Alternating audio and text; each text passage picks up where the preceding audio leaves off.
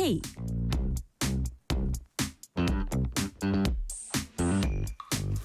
안녕하세요. 뉴스레터 K 진행하는 전종철입니다. 이재명 대통령이 오늘 신년 인사회에서 극단적으로 대립하는 사회는 앞으로 나아갈 수 없다면서 국민 통합이 가장 시급한 과제라고 말했습니다. 민주당 강선우 의원과 김병기 의원의 공천 금품 수수 의혹 파장이 확산되고 있습니다. 민주당은 탈당한 강선우 의원을 제명했고 각종 의혹을 받고 있는 김병기 의원에 대해선 윤리감찰을 벌입니다. 이에 국민의힘은 민주당은 보여주기식 솜방망이 징계쇼로 얼렁뚱땅 넘어가지 말라. 바로 이럴 때 필요한 게 특검이라면서 공천 헌금 의혹에 대한 엄정한 수사 촉구했습니다. 이해운 기획예산처 장관 후보자의 폭언 갑질 의혹도 이어지고 있습니다. 오세훈 서울시장이 참을 만큼 참았다며 장동혁 대표 등 국민의힘 지도부의 변화를 강하게 요구했습니다. 정치 토크 코너에서 주요 정치 현안 깊이 있게 분석합니다. 인터뷰 코너에선 민정훈 국립외교원 교수와 함께 새해 국제 정세를 전망해 봅니다. 중간 선거가 있는 올해 트럼프 행정부가 어떤 외교안보 정책을 펼칠지 짚어보고 미중 관계, 북미 관계 그리고 우리나라의 생존 전략을 알아봅니다. 주말엔 문화 코너에선 송일봉 여행작가와 함께 새해 병원연 붉은 말의 해에 떠나면 좋은 여행지를 소개해 드립니다. 뉴스레터 K 지금부터 시작합니다.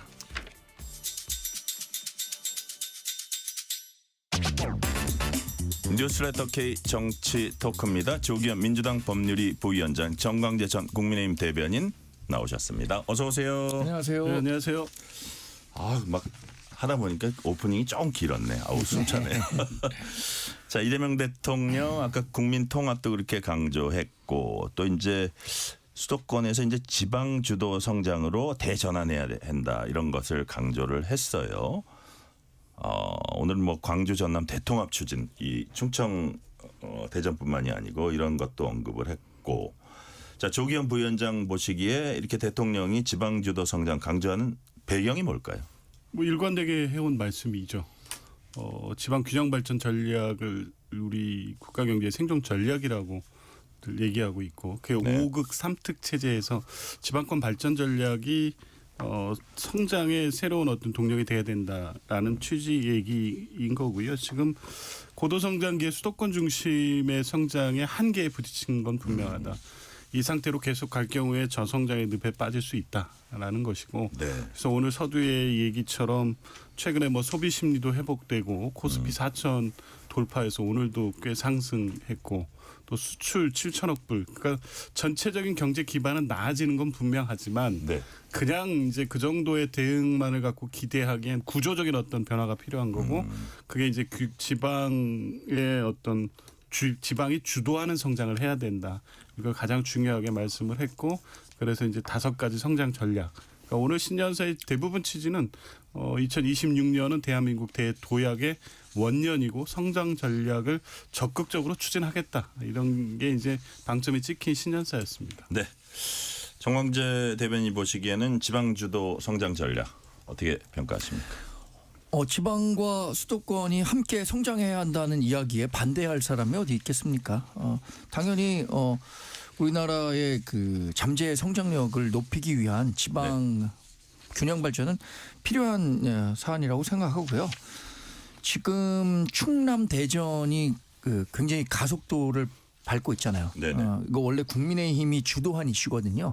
민주당이 반대하던 이슈인데 이재명 대통령이 그거 추진해보자라고 하니까 민주당도 부랴부랴 어떤 법안들을 준비하고 있습니다. 근데 법안 준비하는 과정에서 국민의힘이 얘기했었던 것 국세 지방세 이런 것들을 다 충분히 지방 내에서 할 수 있을 정도로 지원하는 법안이 마련돼야지 졸속으로 이루어지면 안 된다고 생각하고 특히 우려하는 부분은 이런 거잖아요. 이번 지방선거를 앞두고 갑자기 이 카드를 꺼내드니까 어떤 정치적 배경에 대해서도 걱정을 하고 있는데 그런 것들에 대한 우려하시는 분들이 있으니까 그거 불식시키면서 저는 뭐 5극 3특이라는 지방 균형 발전에는 뭐 모든 국민이 동의할 수 있는 내용이라고 생각합니다.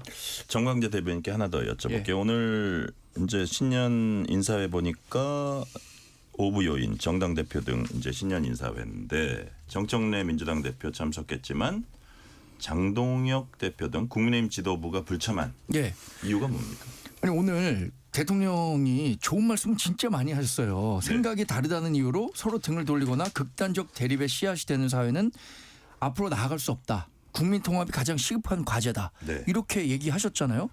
그런데 말 따로 행동 따로란 말이에요. 지금 하고 있는 것은 지난해 연말 마지막 있었던 국무회의에서 뭘 통과시켰냐면 내란 전담 재판부법 그리고 야당에서 반대했었던 허위조작정보 처벌법 이런 것들에 대해서 일고의 가치도 느끼지 않는다는 듯이 바로 프리패스 통과시켰거든요.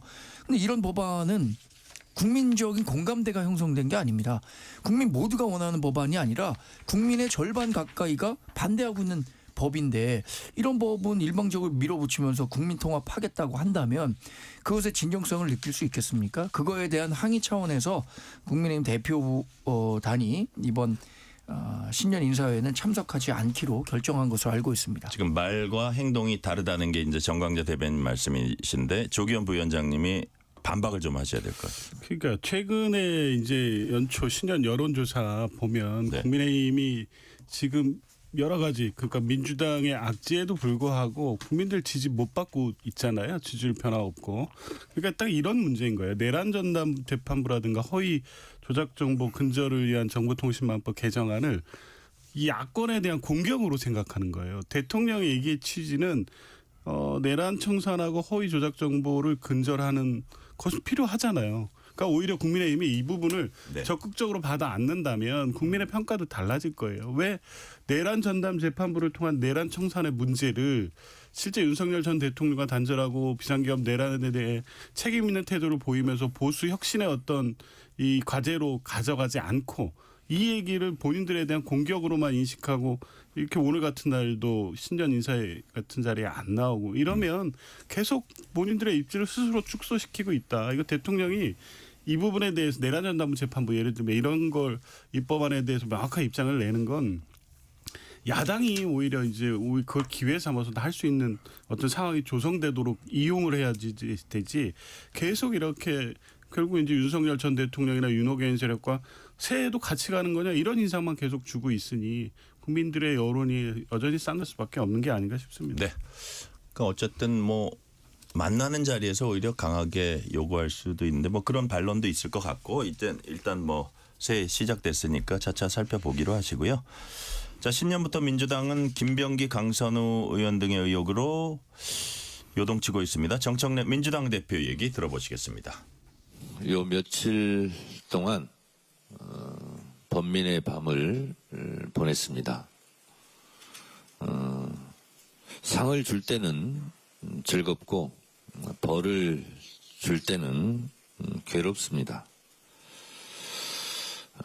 그러나 신상 필벌을 명확히 하지 않으면 공과 사가 뒤섞이고 공사 구분이 안 돼서 당의 질서와 기강이 무너지게 됩니다. 저는 당에서 벌어지는 모든 일에 최종적인 책임은 당대표인 저에게 있다고 생각합니다. 당에서 벌어지는 이러저런 불미스러운 일을 지휘하고 감독하는 저의 부족함도 분명히 있을 것입니다. 자, 이게 이제 이춘석 전 법사위원장 때도 이제 탈당 뭐 제명 그때도 비슷했는데 자, 지방선거 공천 금품 수수 의혹 받고 있는 강선우 의원 탈당 의사를 밝힌 지 얼마 안 가서 최고위원회의 한다는 공지 떴고 거기서 이제 밤에 제명이 됐습니다. 제명을 시켰습니다. 자, 뭐 야당에서 뭐 쇼다 이러고 하는데 민주당에서 그 배경이 있을 것 같아요. 뭐 그렇죠. 뭐 예. 강선우 의원이 언제 뭐 탈당계를 제출할지는 예고돼 있는 건 아니니까요. 근데 최고위원은 아마 윤리감찰단이나 이런 데를 통해서 2022년 공관위 회의 자료가 보고된 것 같습니다. 그 내용을 보니 네.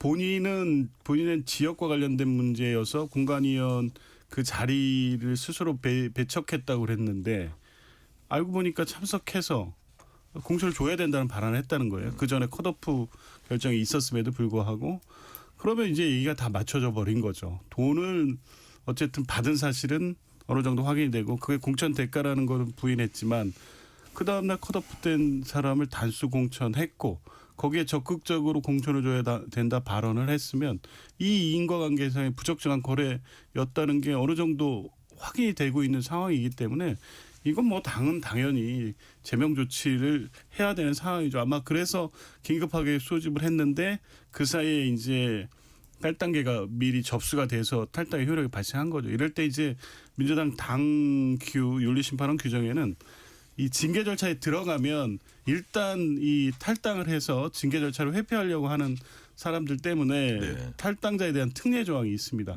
징계 절차를 진행하고 제명에 해당하는 비위가 있었다는 사실을 명기를 해서 이 보고서를 당원 자격 심사위에 보냅니다. 그러면 이제 5년 동안 당원 복당이 안 되고 이후에 혹시라도 복당 시도가 있을 때 제명 사유가 있었다는 사실이 확인되기 때문에 징계 절차는 징계 절차대로 분명한 효력이 있는 거죠. 그 절차를 진행한 겁니다. 그러니까 그냥 탈당하는 거하고 제명시키는 거하고 차이가 많이 나는 거군요. 분명히 그 향후에 복당을 고려한다면 불이익이 분명히 있는 거죠.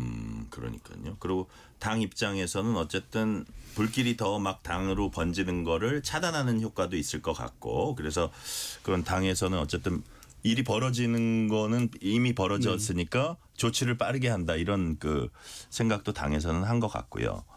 자, 정광재 대변인께서는 이게 이제 이춘석 전 법사위원장 때도 비슷한 게 있었고, 네. 자 강선우 의원 사실 그 이전에 이제 장관 후보자 때 막 난타를 당하다가 결국은 와 이거 버티냐 안 버티냐 하다가 이제 낙마를 했었는데. 네. 어떻게 보면 이제 정치 생명이 위협을 받는 그런 상황까지 왔습니다. 지금 이 상황은 어떻게 파악하고 계세요? 저는 최근에 민주당 소속 의원들에게 제기된 의혹에 대해서 네. 그 의혹에 대응하는 그 분들의 마음 개인적으로는 이해 못할 바는 아니지만 너무 얕은 꾀로 그냥 당장의 순간의 위기만 극복하면 된다라고 생각하는 것 같아요. 네. 노자 도덕경에 하늘의 그물이 아주 성겨 보이지만 잘못된 것에 대해서는 놓치는 바가 없다. 이런 말이 있습니다. 이춘석 전 법사위원장 처음에 차명계좌 의혹이 나오니까 뭐라 그랬냐면 본인이 그 보좌관의 계좌를 그냥 한번 봤다는 거. 그렇게 그 순간 모면하려고 했지만 진실은 머지않아 드러났습니다. 본인이 했다는 거 수사 결과로도 확정됐죠. 강선우 의원 본인이 공천관리위원이기 때문에 거기에 관여하지 않고 배척했다라고 얘기했지만 그거 믿고 민주당도 가만히 지켜봤는데 실제 당시에 공천관리를 보니까 적극적으로 의견을 개진했다는 거 아니에요? 그러니까 이렇게 불과 뭐 보름도 못 가서 사실로 드러날 것들에 대해서 이렇게 얘기하는 것이 얼마나 허망한 결과로 이어지는지 여과 없이 보여준다고 생각하고요. 네. 지금 이제 강제 수사는 불가피한 상황으로까지 간 거잖아요. 김병기 전 원내대표가 보좌진들과 이런 갈등을 벌였을 때 그리고 보좌진들의 뭐 텔레그램 방을 공개하면서 전면전을 결심했을 때 과연 보름 후에 이런 결과로까지 연결이 될까라고 생각하지 못했을 것 같습니다. 그랬으니까 그렇게 했겠죠. 그렇죠. 네.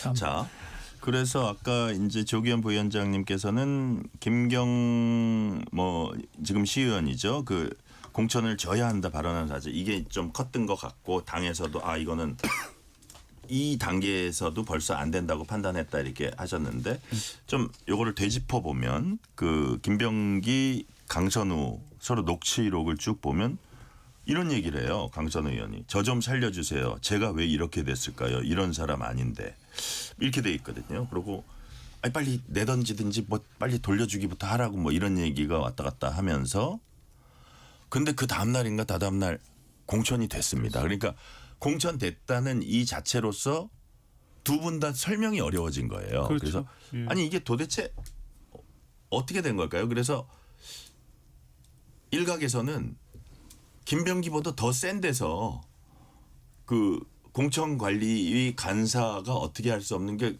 그게 상식적으로는 김병기가 못하게 했을 텐데 그것도 거스르고 더 센 데서 할 수밖에 없는 게 있는 게 아니냐 이런 의혹도 제기하는 데가 있거든요. 근데 일단 이게 2022년 지방선거 공천이고요. 예. 지방선거의 시의원, 서울시의원 공천권은 시당에 있습니다. 그러니까 실제 공천권안에 대한 행사는 간사가 간사가 아주 가장 강력하다. 강한 힘을 갖고 있죠. 사실은 그 위원장은 교수나 이런 분들 모셔오잖아요. 외부인사이기 때문에 주로 이제 공간이 회의하면 뭐 이렇게 부정적인 문제 개입된 사안이 아니더라도 네네. 당과 관련돼서 여러 보고들이 있으니까 주로 이제 내부 간사의 의견이 사실 많이 반영이 되는 구조죠. 근데 어쨌든 이 녹취록의 내용만 딱 보면 네.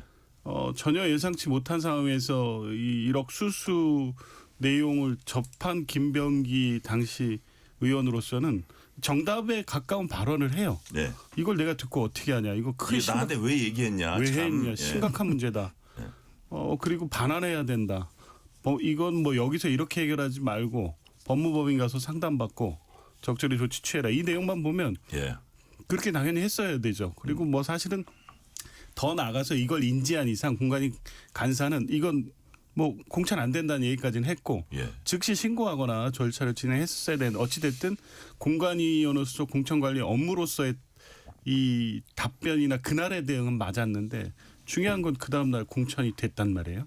이제 그 하루 상간에 공관위 회의까지 이어지는 과정에서 도대체 무슨 일이 있었는지는 아직 확인이 더 필요한 거고 네.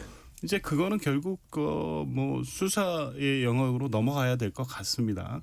강선우 의원에 대한 뭐 수사가 예정돼 있으니까 돈은 뭐 일단 받았는데 공천은 대가는 아니라고 하지만 반환이 됐는지 그리고 그게 이제 공천으로 이어졌기 반환이 때문에 됐으면 그 인터벌이 얼마나 되는지. 그것 중요하죠. 그죠?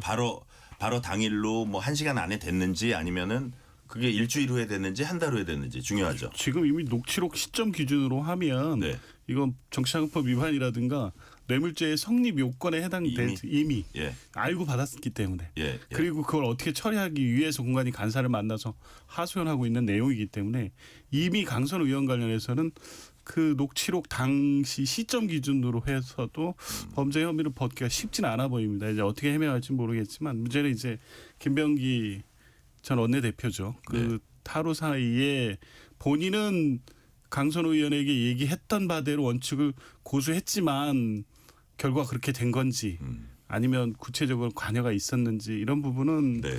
뭐 당 윤리 심판원에서 살펴볼 거고 다 고소고발이 이루어져서 아마 수사가 이루어져야 될 영역이 아닌가 싶습니다. 그러니까 이제 강선우 의원 건만 가지고 하면 강선우 의원은 아주 핵심 피의자이기 때문에 이제 수사도 강도 높게 받을 것 같고 김병기 의원도 맞는 얘기를 하긴 했지만 어쨌든 그거를 뇌물이 전달된 그 상황을 그냥 묵인하고 어쨌든 간사로서 공천까지 간 거란 말이에요. 그래서 거기서 자유로울 수 없는데 이게 끝이 아니고 부인이 2명의 구의원으로부터 각각 2천만 원, 1천만 원 모두 3천만 원을 받았다가 각각 몇 달 후에 돌려줬다. 뭐 그 과정에서 500만 원을 갖고 왔더니 공천 원금으로는 적다. 1,000만 원 갖고 왔더니 이 돈은 부족하다. 뭐 하면서 그런 과정도 있었다는 증언이 뭐 이게 팩트인지는 모릅니다. 지금 근데 이게 보니까 이수진 전 의원이 지난번 총선 때 제기를 했던 거더라고요. 근데 그 나중에 검증위원장이 또 김병기 의원이었던 것 같고 해서 뭐 그런 식으로 유야무야 된 게 아닌가 하는데 그 내용이 보니까 정광주 대변인 예. 나중에 이제 진위는 우리가 확인해 봐야겠지만 너무 구체적이지 않습니까? 이거 예. 드라마 베스트셀러 그 작가라고 하더라도 이렇게 구체적이고 꾸며낸다? 그때 당시의 상황을 적나라하게 묘사하기가 어려울 것 같아요. 예. 일단 500만 원을 먼저 줬더니 이거 구정 선물 치고는 너무 많고 예. 또 공천 헌금이라고 하기엔 너무 적다. 이런 표현 생각이나 해보셨습니까? 제가 생각해 이 얘기를 현장에서 듣지 않는 이상 이걸 꾸며냈다라고 한다면 이거 정말로 노벨 문학상감입니다. 베스트셀러 작가 될 조한 거예요. 롤렌 되는 거예요? 예. 그리고 지금 김병기 전 원내대표 같은 경우에는 그 하루 사이에 본인의 결정을 왜 바꿨는지에 대해서 네. 어떠한 설명도 내놓지 못하고 있습니다. 그래서 세간의 의혹은 이렇게 확산되고 있어요. 그러면 김병기 의원은 그때 당시에 정답을 얘기했지만 하루 만에 바뀐 건 김병기 의원을 또 찍어 누를 만한 외부의 힘이 또 있었던 건 아니냐. 그러니까 김병기 간사에게 그냥 모른 척하고 공천을 주십시오라고 했었던 시당이 책임지긴 하지만 전체 당 차원에서 네. 누군가가 좀 그런 얘기를 거부하기 힘든 그렇죠. 어떤 사람이 그러니까 그런 식으로 해석해 볼 수밖에 없는 대목도 많이 나오기 때문에 그 드라마 글로리에 보면은 이런 얘기가 나오잖아요. 세상에서 제일 아끼지 말아야 할 돈이 변호사 비용이다. 그래요? 우리 조기현 변호사님 계시지만 그 거기서 김병기 전문직이 좋은 거래도요. 원내대표가 뭐라 그랬냐면 강선우 의원에게 어디 로펌이든 좋은 변호사 알아보라고 얘기했어요. 예. 김병기 의원 지금 좋은 변호사 알아봐야 됩니다. 근데 이거는 둘 다- 제가 생각에 예. 좋은 변호사를 알아본다고 하더라도 좋은 변호사 여기 있잖아요. 지금 탄원서 있잖아요. 예.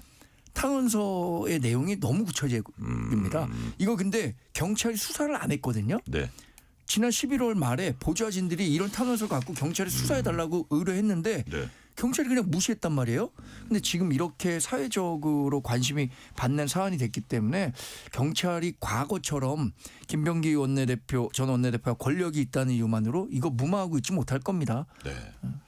자, 이 부분 상당히 좀 심각하게 당에서도 받아들이고 있습니까? 뭐 그렇죠. 근데 이제 아직 현재까지는 이게 당시 전 시의원들이 일방적으로 작성한 탄원서의 내용이고 구체적인 진위 확인은 안 된 상태이기 때문에 뭐 지금 그걸 사실로 단정한 것을 전제로 해서 어떤 조치까지 나가기는 아직은 이르지만 지금 뭐 말씀대로 원래 금품 수수 사건에서는 시기, 내용, 전달 방식 이런 게 구체적이면 이제 신빙성이 인정이 되거든요. 그런데 이제 선거 시기에는 사실 또 한 측면에 좀 고려해야 될 이걸 그대로 사실로 단정하기 어려운 측면이 있는 게 선거 때 되면 무고성 투서 이런 게 공관이 당 지도부로 엄청 들어옵니다. 그러니까 서로 경쟁하는 후보 간에 뭐 이 그 모함하고 뭐 이런 내용들이 많아서 아마 그때도 접수됐을 때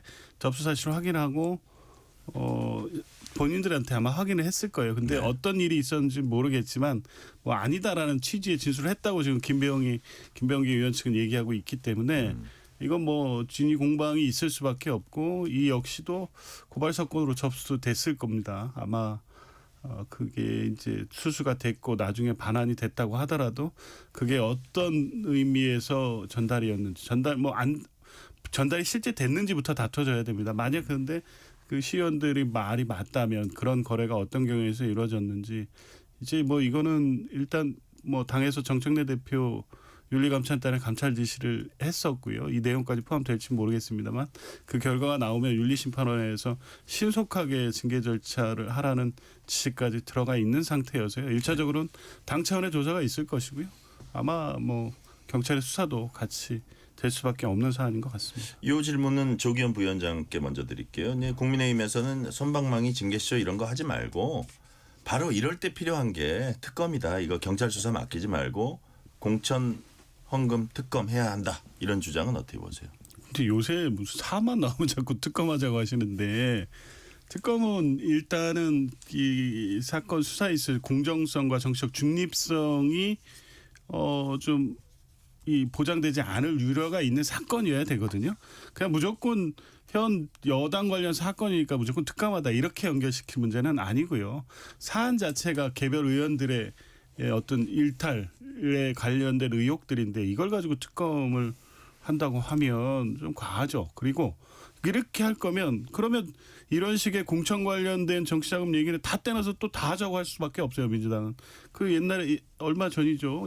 이철규 의원하고 김정재 포항 의원 관련된 녹취록 언론에서 보도된 바 있잖아요. 그때 나눴던 대화 내용도 뭐냐면 포항 지역에서는 공천과 관련해서 몇 억씩 뭐 이런 돈 얘기가 있다. 이런 얘기 의원들 간에 나누셨잖아요. 그러면 그 얘기는 그냥 아무 의미가 없는 뭐 실제 사실관계가 전혀 없는 얘기고 민주당 의혹만 의혹입니까? 그러니까 이걸 특검으로 가려고 하면 결국에 민주당도 그러면 이참에 아예 공천 과정 전반에서 지금까지 제기되고 나왔던 여러 가지 문제를 다 하자 이렇게 받을 수밖에 없죠. 네. 그러니까 아직은 특검을 언급할 단계는 아니다라고 말씀드립니다. 특검 요구 관련해서 정광재 대변인은 어떻게 보세요? 그런데 아까 그 이철규 김정재 두 의원 간의 통화를 갖고 이거 물타기 하기에는 너무 무리인 것 같아요. 왜냐하면 그분들은 그런 얘기가 있다. 그러니까 단수 공천을 달라 이런 거고 지금은 돈을 맡겨놨다, 그거 받았다. 근데 그거 어떻게 하냐? 당사자들끼리? 네, 당사자들끼리 그런 얘기가 나오고 그리고 또 김병기 전 원내대표에 대해서는 상당히 범죄 혐의점이 높은 구체적인 정황들과 관련해서 지금 제보도 있는 거잖아요. 그러니까 민주당이 과거에 야당일 때 잣대로 한번 생각해 보시면 좋을 것 같아요. 오히려 특검을 앵무새처럼 외쳤던 건 지금 민주당인데 민주당이 지금 여당이 됐다는 이유만으로 이거 그리고 본인들이 의석 많이 갖고 있으니까 이거 얼마든지 막을 수 있다는 이유로 안 한다 그러면 국민적 요구 커질 수밖에 없는 거죠. 더군다나 김병기 의원에 대해서는 지금 전 보좌진들이 그 자료를 갖고 가고 이거 수사 좀 해 주십시오 라고 얘기했는데 경찰이 수사를 무마했단 말이에요. 아무것도 조치를 하지 않았어요. 그러면 그 권력 눈치 안 봤다고 볼 수 있습니까? 권력의 독립된 자로 하여금 수사를 제대로 할 수 있게 하는 거. 그게 특검의 원래 취지였다는 점을 고려한다면 이런 것들은 진짜 특검으로 규명해 볼 수 있는 내용이죠. 자, 아울러서 조기현 부위원장님 국민의힘이 무슨 주장을 했냐면 자, 뭐 강선우, 김병기, 이춘석 발빠르게 징계쇼 하는데 장경태 의원은 뭐 자타가 공인하는 정청래 대표 최측근으로 이제 꼽히는데 친명 유죄, 친청 무죄, 뭐 물론 적진을 이제 분열시키는 그런 성의 발언이 좀 아닌가 싶기도 하지만 여하튼 장경태 의원의 성추행 의혹 그건 지금 꽤 된 것 같아요. 어떻게 됐다는 얘기가 아직 없긴 해요. 이런 부분들이 왜 형평성이 없냐 이런 지적에 대해서 어떻게 보십니까? 그걸 친명 친청의 문제로 해석할 문제는 아닌 것 같고요. 예, 예. 그럼 장경태 의원 건은 어떻게 됐냐 이거죠. 사안 자체가 네. 그때 아마 윤리감찰단의 감찰이 있었고 아마 본인에 대한 조사도 있고 관련된 증거 자료 다 제출 받았을 겁니다. 네네. 근데 이제 피해자들이 상대 당의 제3당에 있다 보니까 당사자에 대한 조사의 한계 이런 것들도 있고 해서 아마 지금 당장의 어떤 결론을 내리기에는 사건의 내용이 조금 신중하게 가야 된다는 입장인 것 같아요. 그래서 경찰이 수사를 지금 하고 있거든요. 근데 막 이게 외부에 알려지지 않아서 그렇고 관련 뭐 참고인 당사자들에 대한 진술들이 있고 현장에 있던 사람들의 진술이나 이런 것까지 다 확인이 되면 그게 오래 걸릴 것 같지 않기 때문에 경찰의 수사 결과와 어느 정도 좀 보조를 맞추고 있는 상황인 것 같습니다. 그게 정청래 대표의 핵심 측근인 장경태 여서가 아니라 사안이 또 성 관련 사건이기 때문에 섣부르게 결론 내리기에는 아직 사건의 내용에 대한 판단이 판단하기 부족하다 이런 어떤 상황인 것 같습니다. 네, 지금 시간이 좀 더 걸린다 이런 취지로 얘기하셨는데 자 정청래 대표와의 거리가 이런 것들을 좀 늦추는데 영향을 미친다고 보세요, 정광희 대표. 근데 그런 해석이 나오는 상황에 대해서 직시해야죠. 제가 판단하는 게 중요한 게 아니라 그런 판단을 지금 대중들이 하고 있다면 실제 그런가? 그것에 대해서 반성할 수 있어야 한다고 생각하는데 장경태 의원의 성추행과 관련한 이야기는 그동안 민주당이 해왔던 성범죄와 관련한 기본적인 입장과 너무 달라요. 그 민주당이 그동안 주장했었던 건 뭡니까? 피해자 중심주의가 명확하고 2차 가해 없어야 하고 그 신원과 관련해서도 공개될 수 있는 법안, 공개하면 처벌받을 수 있는 법안, 이거는 장경태 의원이 직접 발의한 법안이에요. 그런데 그 논란의 중심에 있는 장경태 의원에게 윤리감찰단이 지금 활동을 한 지 한 달이나 됐는데 어떠한 결론도 내지 못하고 그것에 대해서 묻는 기자 질문에는 특정 매체 기자와는 인터뷰하지 않는다. 이런 식으로 피해가는 걸 보면 주위에서 충분히 그런 생각을 하기에 충분하게 만들고 있다. 이런 평가를 드립니다. 네.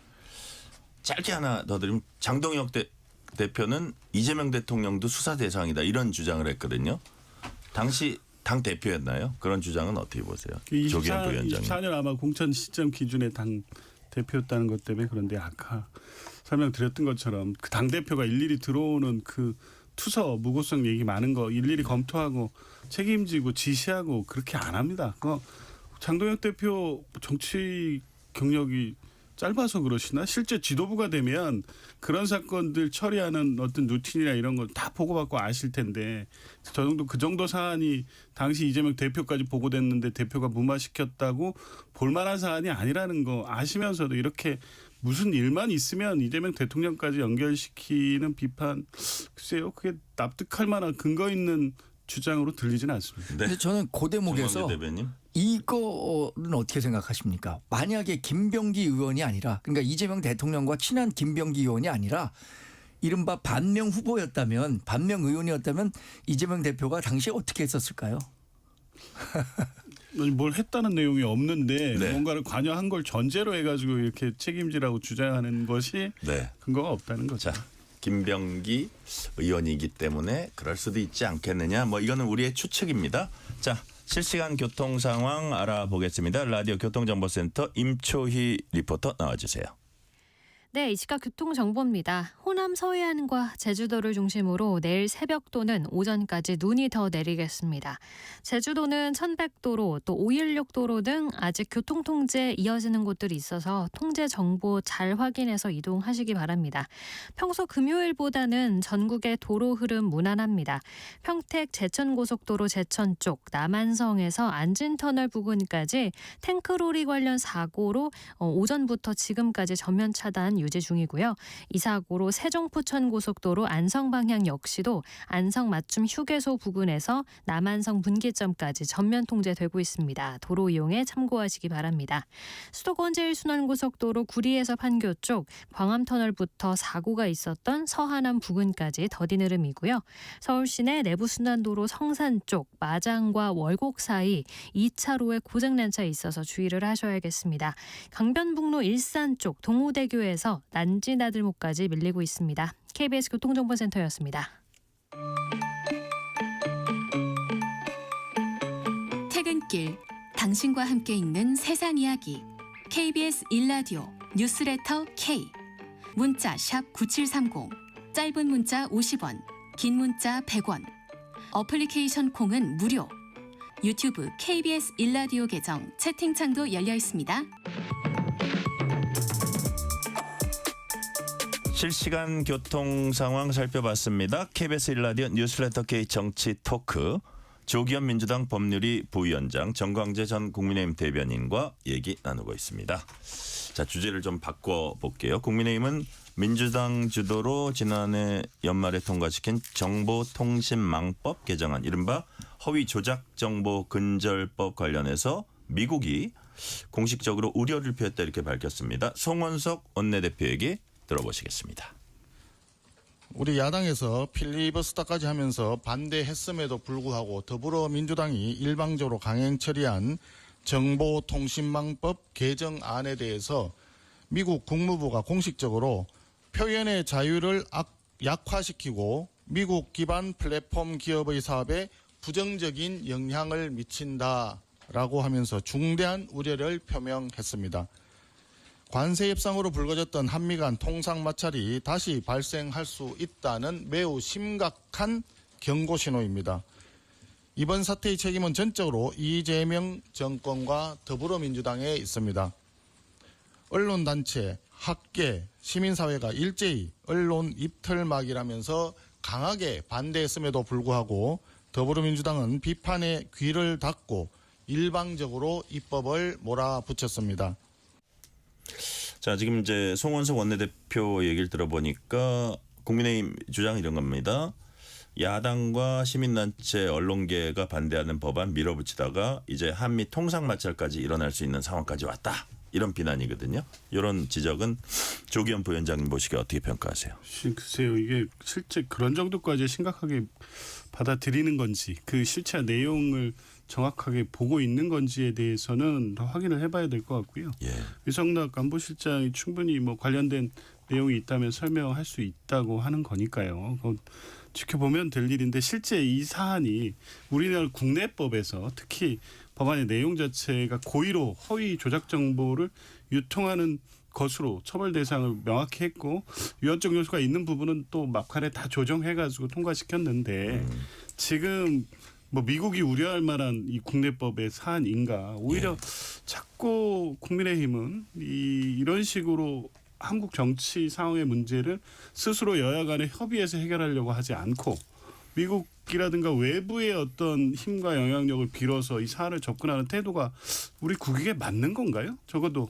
그리고 이제 우려할 수 있는데 그런 문제가 있다면 우리 정부나 여당과 협의하면서 어떤 문제를 얘기해야지 통상 어떤 압력이라든가 그 미국과의 통상 문제가 생길 수 있다는 미국의 입장을 가지고 이 문제를 접근하면 결과적으로 별 문제가 아닐 수 있는 것임에도 불구하고 미국이 다른 통상 압박을 하는 데 있어서 수단으로 악용될 소지 이런 부분은 왜 걱정을 안 하시나요? 그런 얘기가 나왔다고 해서 냉큼 정부 여당을 비판하는 문제로 들고 들어와야 되는 건지 그 부분을 좀 생각해 보셔야 되지 않나 싶습니다. 네, 정광 대변인 어떻게 보세요? 이 허위 조작 정보 처벌을 하자는데 반대할 사람이 있겠습니까? 그런데 왜 지금 반대를 하느냐? 허위 조작 정보를 판명하는 데 있어서 굉장히 자의적인 판단이 들어갈 수 있기 때문에 이것이 정치적으로 악용되고 국민의 표현의 자유를 억압할 수 있다. 이런 우려가 있기 때문에 반대하는 거죠. 기존에도 허위 조작 정보에 대해서는 처벌할 수 있는 법안이 있습니다. 명예훼손죄 있고요. 이런 것들을 통해서도 가능한데 이렇게 추가적으로 법안을 만드는 것은 과잉 입법의 영역이다.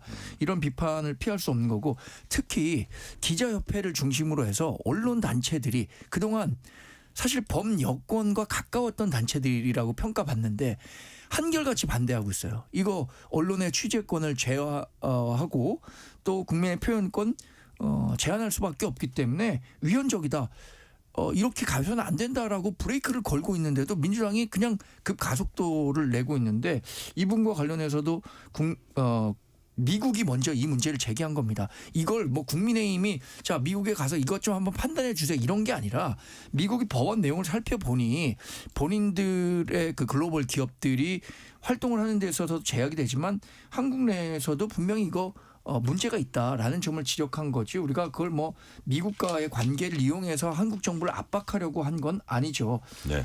이게 불법 허위 조작 정보라는 게 지금 대부분 어떤 쪽에 초점을 두고 있냐면 뭐 페이스북이나 유튜브 이런 데서 나오는 정보가 이게 레거시 미디어가 아니니까 네. 허위 조작 정보가 많다라는 것들을 얘기하고 있는데 그것에 대한 미국 정부의 좀 우려가 일부 녹아 있다고 생각합니다. 네. 자, 또 다른 뜨거운 감자입니다. 이해훈 기획예산처 장관 후보자 폭언, 갑질 논란 이어지고 있습니다.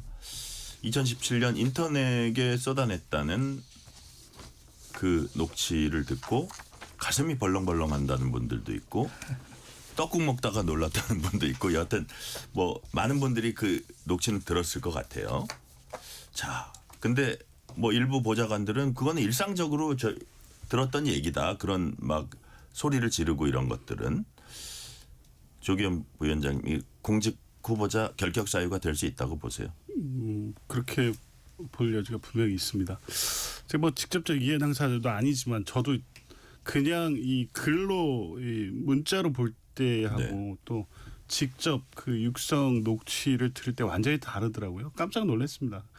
그러니 당사자는 오죽했겠습니까? 이제 막 국회에 들어온 지 얼마 안 되는 젊은 인턴이었을 것 같은데 그런 이 모욕을 당하고 그건 단순하게 그 직을 그만두고의 문제가 아니라 평생 오래 갈 트라우마가 생겼을 것 같아요.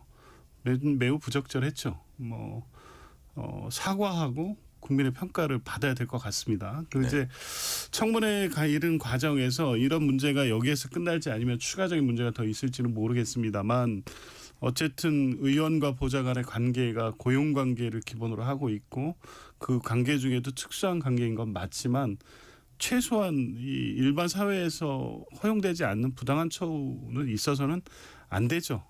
당사자로부터 용서를 받고 국민들이 그런 흠에도 불구하고 기획예산처 장관으로서 꼭 필요한 역할이 있으니 해달라는 평가를 받을 수 있을지 본인 하기에 달렸다고 봅니다. 네, 사실 본래는 이해훈 후보자는 크게 두 가지 쟁점이었거든요. 하나는 반탄 뭐 이런 부분이 하나 있었고 또 하나는 이제 확장 경제 정책에 대한 재정 정책에 대한 어떤 그 입장, 자기의 경제학자로서의 소신, 경제 전문가로의 소신 이 부분이 어떻게 매치가 될 수 있나 이거였는데 이거는 일단 가라앉아 있고 폭언, 갑질 이 부분. 예를 들어서 뭐 집 프린터 고장난 거 강선우 의원 때는 변기였는데 집 프린터 가봤더니 남편은 헤드폰 끼고 있고 피아노를 치고 있었고 남편도 있는데 왜 나한테 하라 그러지라고 생각했다고 하고요. 또 뭐 주진우 의원 얘기를 들어보니까 보좌관한테 공항 가서 자기 자녀들 데려와라 뭐 이런 얘기도 있는데 아직 뭐 100% 확인된 건 아니지만 이런저런 얘기들이 나눠. 여당에서는 장철민 의원이 처음으로 사퇴 요구했고요. 자, 정광지 대변인 만약에 비슷한 게 좀 더 나올 가능성이 높아 보이는데 지금 흐름 좀 더 강도 높은 사례가 나오면 결정타를 먹을 수도 있을까요? 아니 그런데 그 외마디 비명 소리보다 강도 높은 게 나올 수 있는 겁니까? 아 그래요? 이미 그것만 해도 충분하다? 아니 아까 떡국 먹다가 놓치셨다는 분들 있잖아요. 예. 대부분의 방송 저녁 뉴스들이 저녁 시간에 하니까 정말 가족들 밥 먹는데 그 뉴스에서 나오는 재현되는 소리 네. 녹취잖아요. 생생한 네네. 녹취. 그거 보고 정말 놀랐다는 사람 많았거든요. 그리고 이 이해운 전 의원이 이렇게 장관 후보자로 네네. 내정됐을 때 기억의 상처. 국민의힘 내에서도 이거 그 청와대가 잘못하는 것 같은데 라고 얘기한 분들이 많았어요. 워낙 그 이해운 후보자를 둘러싼 논란들이 전설처럼 회자된 게 많았더라고요. 지금 장동혁 대표도 송곳 검증을 예고하면서 하는 얘기가 제보가 쇄도하고 있다는 거 아닙니까? 그리고 대부분 근무하셨던 분들이 아직도 국회에 근무하는 분들이 많아요. 그래서 오늘인가요? 국민의힘 당직자들이 성명서 하나 냈던데 이 하늘이 알고 땅이 아는 일들이 이렇게 많이 남아 있는데 과연 그 길을 가는 것이 맞겠느냐, 올바른 그 처신을 하시라라고 마지막으로 얘기를 했더라고요. 네. 근데 그것에 응하지 않을 경우에 당연히 뭐 추가 의혹들이 쏟아지지 않겠습니까? 네. 자, 주제를 국민의힘으로 바꿔봅니다. 오세훈 시장이 서울시장이 장동혁 대표 향해서 작심 한마디 했습니다. 계엄으로부터 당이 완전히 절연해야 한다. 기다릴 만큼 기다렸고 참을 만큼 참았다. 자, 조기현 부위원장님. 예. 본인이 마음이 급했을까요? 이 어떤 상황이라고 보세요? 그렇죠. 지금 뭐 12월 말일부터 해서 신년 여론조사 지금 쏟아져 나오고 있습니다. 네. 불안할 수밖에 없죠. 오세훈 시장 입장에서는 지금 민주당 후보들과의 조사에선 이렇게 다 보면 뒤지는 조사도 꽤 나왔고요. 정원호 전 구청장 최근에 대통령 발언 이후에 어떤 조사에서는 뭐 이 격차가 이런 걸 보면 이대로 갔다가는 뭐 어렵겠다라는 판단을 안 할 수 없는 것이고요. 그 저변에는 이제 지금 장동혁 지도부의 비상계엄 내란에 대한 입장 때문에 중도 내지 기존 합리적 보수 지지층들로 착 떨어져 나간 이 상황이 가장 크겠죠.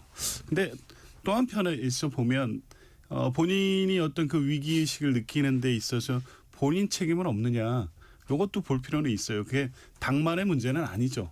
후보 간 경쟁력이 여론조사 내용들을 보면 이렇게 대비되는 지점들이 있기 때문에 본인의 경쟁력이 안 나오는 부분도 좀 분명히 있어서 뭐 그렇게 오세훈 시장이 할 만한 말씀을 한 건 맞지만 본인의 한계에 대해서도 인식할 필요는 있겠다라는 말씀을 드리고 싶습니다. 네, 정광재 대변인께 질문 드리기 전에 제가 하나 읽어드릴게요. MBC가 코리아 리서치 인터내셔널에 의뢰해서 지난달 28일부터 30일까지 서울 거주 18세 이상 남녀 804명에게 무선 전화 면접 조사한 결과입니다. 가상 양자 대결에서 오세훈 서울시장은 정원호, 박주민 등 여권 유력 서울시장 후보들과 오차 범위 내 접전 양상 보였다는 그런 조사 결과고요.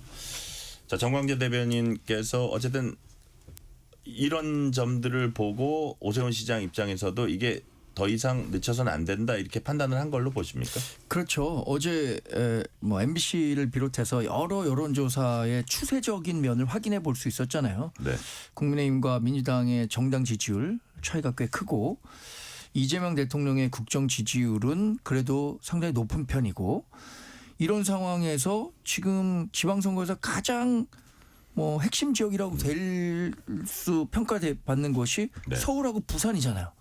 근데 서울 같은 경우에는 오세훈 시장 같은 경우에는 우리 당 내에서는 나름의 중도 경쟁력이 있는 후보라는 평가를 받아왔던 분이고 과거 여론조사에서는 당 지지율이 낮음에도 불구하고 그래도 뭐 어느 정도의 평가는 받았는데 당장 5개월 조금 남은 지방선거에서 이런 정도의 여론조사 수치가 나오니까 그 오 시장으로서는 참을 만큼 참았다라고 얘기하시던데 네.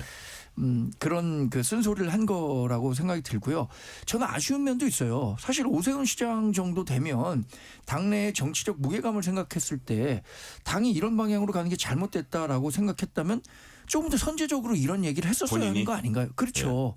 지금 이제 뭐 5개월밖에 남지 않은 상황에서 이 얘기를 하는 것은 물론 뭐 언젠가 바뀌겠지라는 기대감이 있었을지 모르겠습니다만 조금 더 잔소리를 좀 더 당에 적극적으로 했었으면 지금과 같은 상황으로 연결되지 않았을 수도 있겠다라는 생각이 듭니다. 당에 책임 있는 인사로서 좀 더 적극적으로 일찍 했으면 더 좋았겠다는 말씀이시고 오늘 이 질문을 정광재 대변인께 할게요.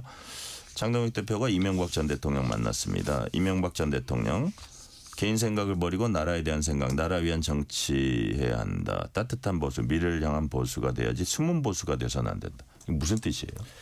그러니까 수구가 돼서는 안 된다는 건데 여기서 제가 정말 주목해서 들은 건 이겁니다. 네. 개인의 정치적인 미래를 위해서 생각하지 말고 나라와 보수를 생각해라. 이렇게 얘기를 했는데 그 개인 누구를 의미했을까요? 장 대표 저는 본인? 장 대표가 면전에 있어서 네. 장 대표 본인의 정치를 생각하지 말라라는 얘기는 차마 못하고 개인의 정치적 유불리를 생각하지 말라고 한 건 지금 장동혁 대표가 하고 있는 정치적인 방향이 옳지 않다는 것을 우회적으로 얘기했다고 봐요. 얼마 전에 뭐 장 대표를 중심으로 해서 그 당이 뭉쳐야 한다라는 요지의 얘기를 했다고 해서 장 대표에게 힘을 실어준 거 아니냐라는 뭐 언론의 평가도 있었습니다만 지금의 방향대로는 안 된다라는 것을 본인도 정치를 오래 해봤고 또 본인이 대통령이 되는 과정에서 느꼈던 거 아닙니까? 그때 이재명 대통령 이재명 대통령이 지금 중도 실용 정보를 얘기하는데 실용과 관련해서 가장 먼저 얘기했던 분이 이명박 전 대통령이잖아요. 그런 그 고언이었다고 봅니다. 그걸 받아들이는 사람이 어떻게 택하느냐에 따라 달렸겠죠 이제. 조기현 부위원장님은 짤막하게 이 전 대통령 얘기 어떤 식으로 해석을 하십니까? 그 말씀 자체는 타당한 지적인 것 같은데 저는 뭐 이명박 전 대통령의 이 지적보다 장동혁 대표가 오늘 이명박 전 대통령을 만나서 이 얘기를 듣는 게 국민의힘 전체에 도움이 될까요? 그냥 오늘 같은 날은 이재명 대통령 신년 인사에서 가시는 게 맞죠. 아무리 당 출신 원로라고 해도 이명박 전 대통령이 갖고 있는 어떤 국민적 이미지가 있는데 가서 이런 내용적으로 좋은 얘기 듣는다고 해서 지금 장동혁 대표나 국민의힘에 무슨 도움이 될지는 모르겠습니다. 네. 자, 오늘 조희대 대법원장 신년 인사에 청와대도 갔지만 대법원 시무식도 있었습니다. 자, 뭐 재판 중계도 언급하고 하면서 이런 말을 했어요. 작은 언행 하나라도 유의하라 이렇게 당부를 하고 또 사법부를 향해 제기되고 있는 우려와 질책을 엄중히 받아서 성찰과 변화의 계기로 삼고자 한다 말했습니다. 먼저 조기현 부위원장님 어떻게 들으셨어요? 뭐 당연한 얘기인데 뭐 구체적으로 뭘 어떻게 하실지 모르겠습니다. 그냥 이제 그 원론적인 얘기만 하고 실제 지난 1년 동안 사법부 불신에 대해서 적절한 조치를 한 번도 취하지 않은 거의 상황이었기 때문에 결국에 내란 재판부까지 이제 입법하게 된 건데요. 뭐 중요한 건 이제 지금부터죠. 뭐 작은 언행 유의해야죠. 왜냐하면 중요한 내란 관련 사건의 선고가 이제 줄줄이 예정돼 있는 상황입니다. 내란 전담 재판부가 또 항소심을 맡게 되면 그 과정에서 이제 사건 처리에 대한 국민적 시선이 이렇게 집중이 될 텐데 사법부 역할이 어쨌든 중요합니다. 조희대 대법원장이 올해 또 어떤 모습으로 지금 이 중요한 재판을 바라보고 관련 입장을 낼지 그에 관심 받는 분 중에 하나죠. 네. 자, 정광재 대변인은 이 얘기 보고 어떤 생각하셨습니까? 사법부 신뢰 훼손이라는 게 사실 실상이 그렇게 크지 않은데 민주당이 자꾸만 사법부에 대한 불신을 조장하다 보니까 정치적인 문제로 번지고 민주당을 지지하는 사람들은 실제 사법부를 불신하고 있는 상황이 된다고 보거든요. 어쨌든 그런 현상이 존재한다면 사법부 스스로 그런 논란에서 자유로울 수 있도록 근신하고 더 엄격한 법 적용을 하는 노력이 필요하다라는 이야기를 하신 것 같고 네. 또 사법 개혁을 자꾸만 얘기한단 말이에요. 민주당이. 근데 사법 개혁의 대상 그러니까 이게 수동태가 돼서는 안 되고 사법 개혁의 주체가 법원이 돼야 되는 거죠. 남이 하라고 해서 하는 개혁이 아니라 그러니까 사법부 자체적으로 사법 개혁과 관련한 논의도 한번 고민해 보겠다는 뜻을 담아낸 말씀이라고 생각합니다. 네. 오늘 말씀은 여기까지 듣겠습니다. 지금까지 조기현 민주당 법률위 부위원장 정광재 전 국민의힘 대변인이었습니다. 오늘 말씀 감사합니다. 고맙습니다. 네, 고맙습니다. 뉴스레터 K 1부 마치고 2부가 이어집니다.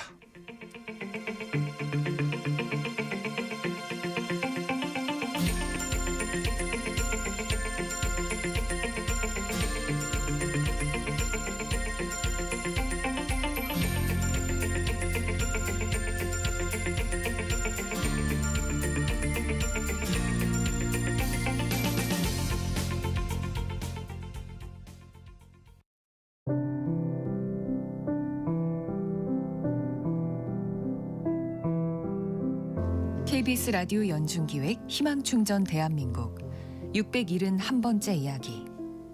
안녕하세요. 아나운서 유지원입니다. 8살 유나는 오늘도 말없이 창밖을 바라봅니다. 몇 달 전 합기도장에서 텀블링을 하다가 척추를 심하게 다친 유나. 수술 대신 약물 치료를 이어갔지만 시간이 흐를수록 통증은 점점 깊어졌는데요. 결국 몸을 움직일 수 없는 상태에 이르렀고 정밀 검사 결과 회복이 어려운 하반신 완전마비 진단을 받았습니다. 한순간에 멈춰버린 유나의 평범한 일상. 치료의 시간을 놓친 현실 앞에 눈물로 하루하루를 살아가는 엄마. 유나는 이제 보조기의 의지에 걷는 연습을 해야 합니다. 하지만 매달 들어가는 150만 원의 재활치료비는 유나를 돌보느라 일터를 떠날 수밖에 없었던 엄마에겐 너무나도 높고 큰 벽입니다. 아직은 어린 유나가 아픔을 딛고 세상을 향해 나아갈 수 있도록 여러분의 마음을 보내주세요. 여러분의 따뜻한 손길이 희망의 빛이 됩니다. ARS 060-700-1580 060-700-1580 한 통화 3,000원으로 희망을 선물해 주세요. KBS 라디오 연중기획 희망충전 대한민국은 초록우산 어린이재단, 인탑스 주식회사, 그리고 청취자 여러분과 함께합니다. ARS 060-700-1580 한 통화 3,000원입니다.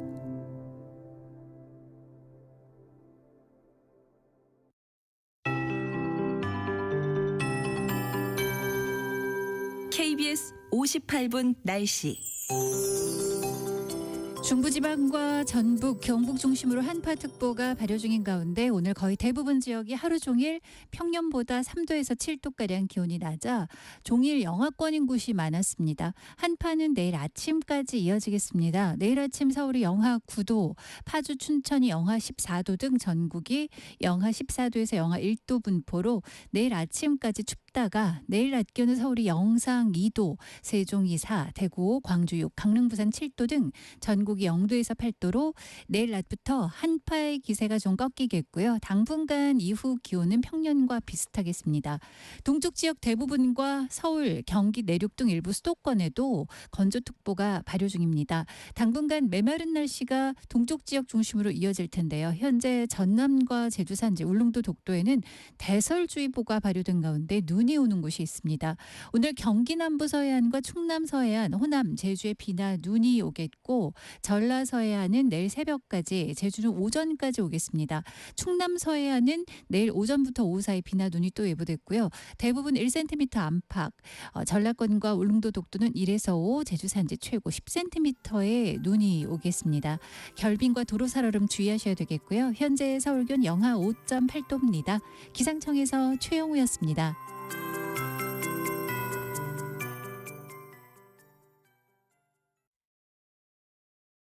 정성을 다하는 국민의 방송 KBS가 6시를 알려드립니다.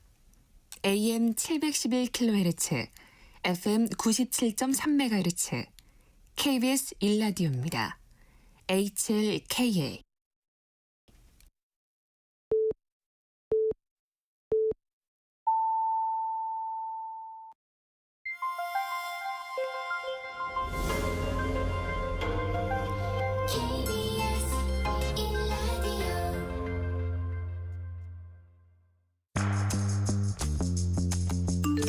여러분은 지금 퇴근길 시사편지 한 장, KBS 1라디오 뉴스레터 K를 듣고 계십니다.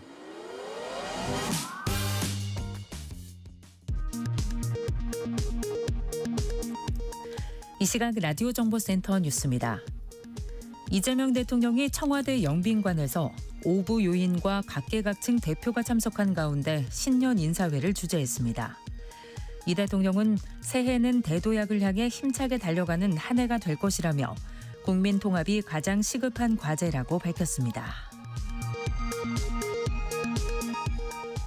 이재명 대통령의 모레 방중을 앞두고 위성락 청와대 국가안보실장이 하나의 중국을 존중한다는 우리 정부 입장을 재확인했습니다. 더불어민주당 정청래 대표가 강선우 김병기 의원의 공천원금 수수 의혹에 대해 신상필벌을 명확히 하겠다며 사퇴 수습에 나섰습니다. 국민의힘은 민주당의 징계는 보여주기식이라며 특검으로 진상을 규명하라고 촉구했습니다. 코스피가 새해 첫 거래일에 사상 최고치를 넘겼습니다. 2% 넘게 오르며 4,309회 거래를 마쳤습니다. 삼성전자와 SK하이닉스도 신고가를 새로 썼습니다. 현지 시각 1일 새벽 스위스 알프스의 스키 휴양지 술집에서 불이 나 약 40명이 숨지고 100명이 넘게 다치는 참사가 발생했습니다. 외신들은 폭죽이나 양초의 불꽃이 천장에 붙으면서 불이 시작됐다는 목격자들의 말을 전했습니다. 지금까지 라디오 정보센터 뉴스 편유였습니다.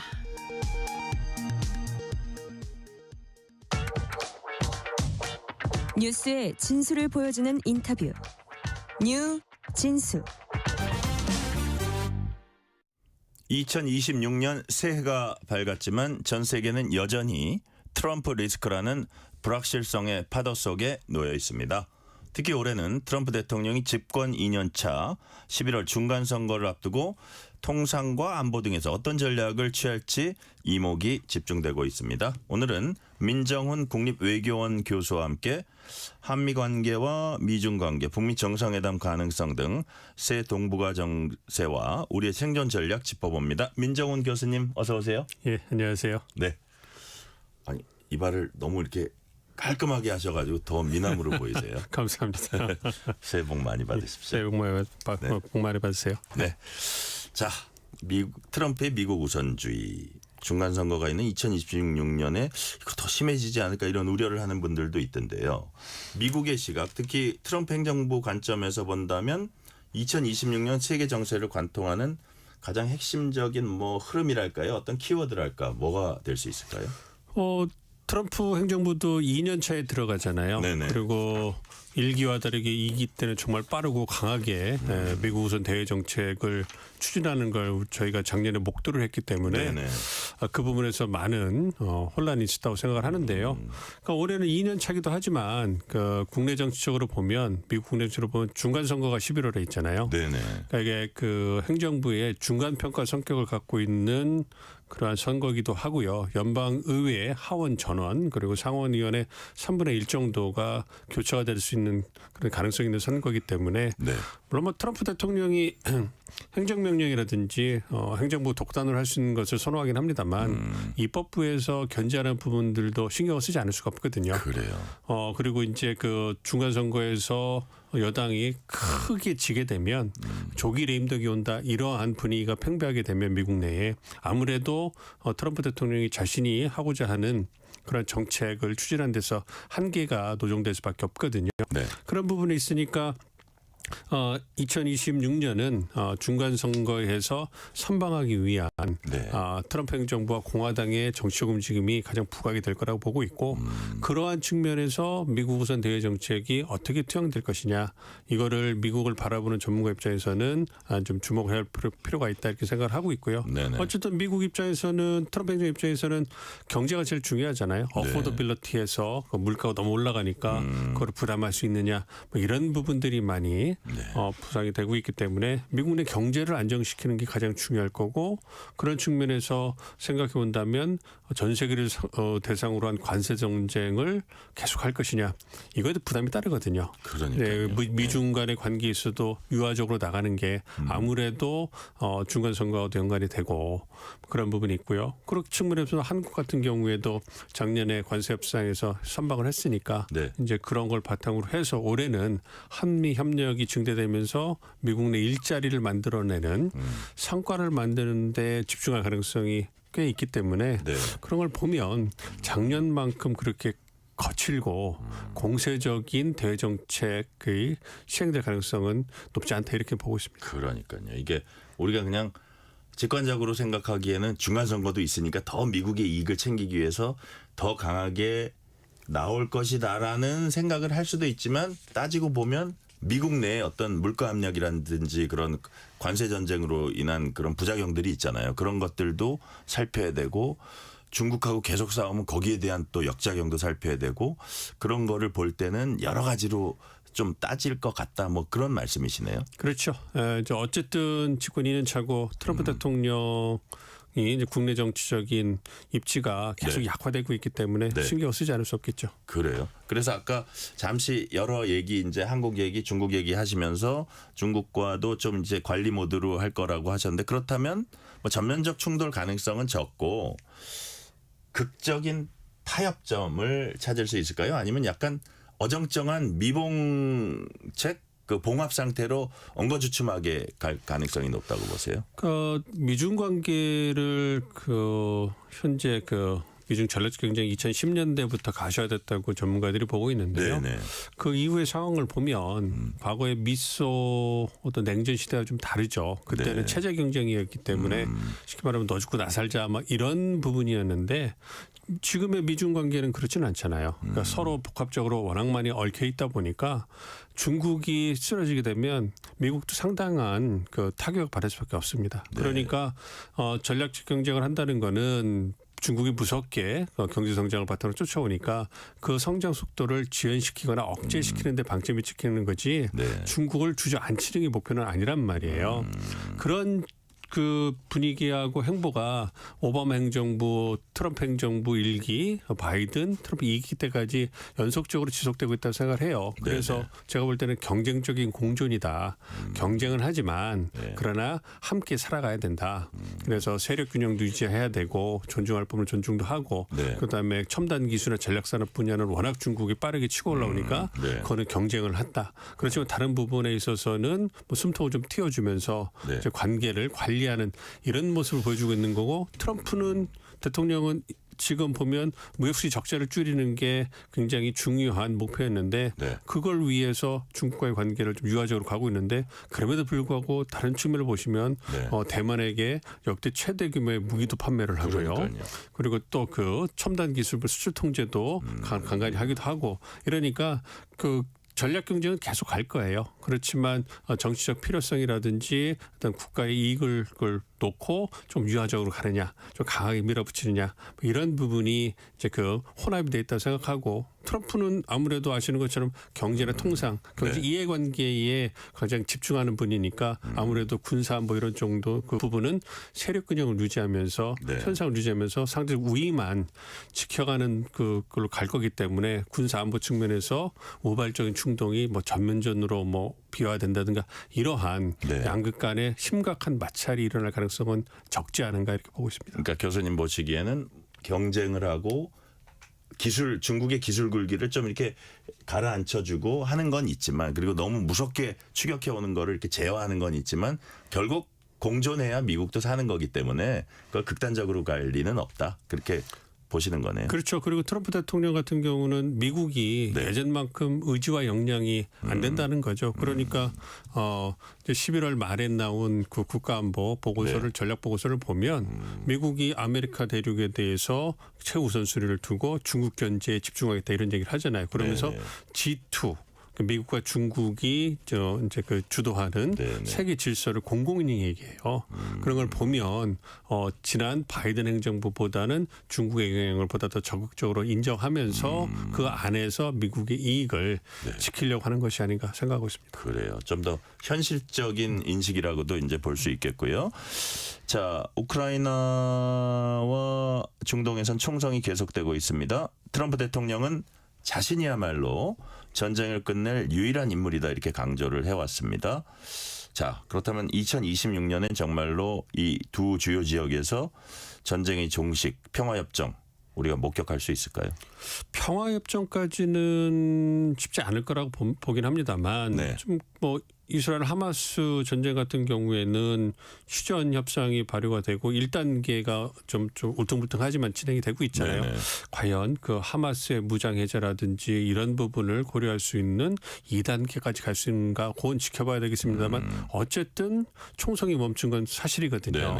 여러 가지 인도적 문제가 남아있긴 합니다만 그렇기 때문에 그 부분을 현실적으로 본다면 어느 정도 트럼프 대통령의 공으로 인정해 주는 건 필요하다. 물론 그 자신이 유일한 사람이다 이거를 인정하기는 어렵겠습니다만 그런 부분이 있고요. 러시아 우크라이나 전쟁도 이제 다음 달 2월이면 만 4년이 되잖아요.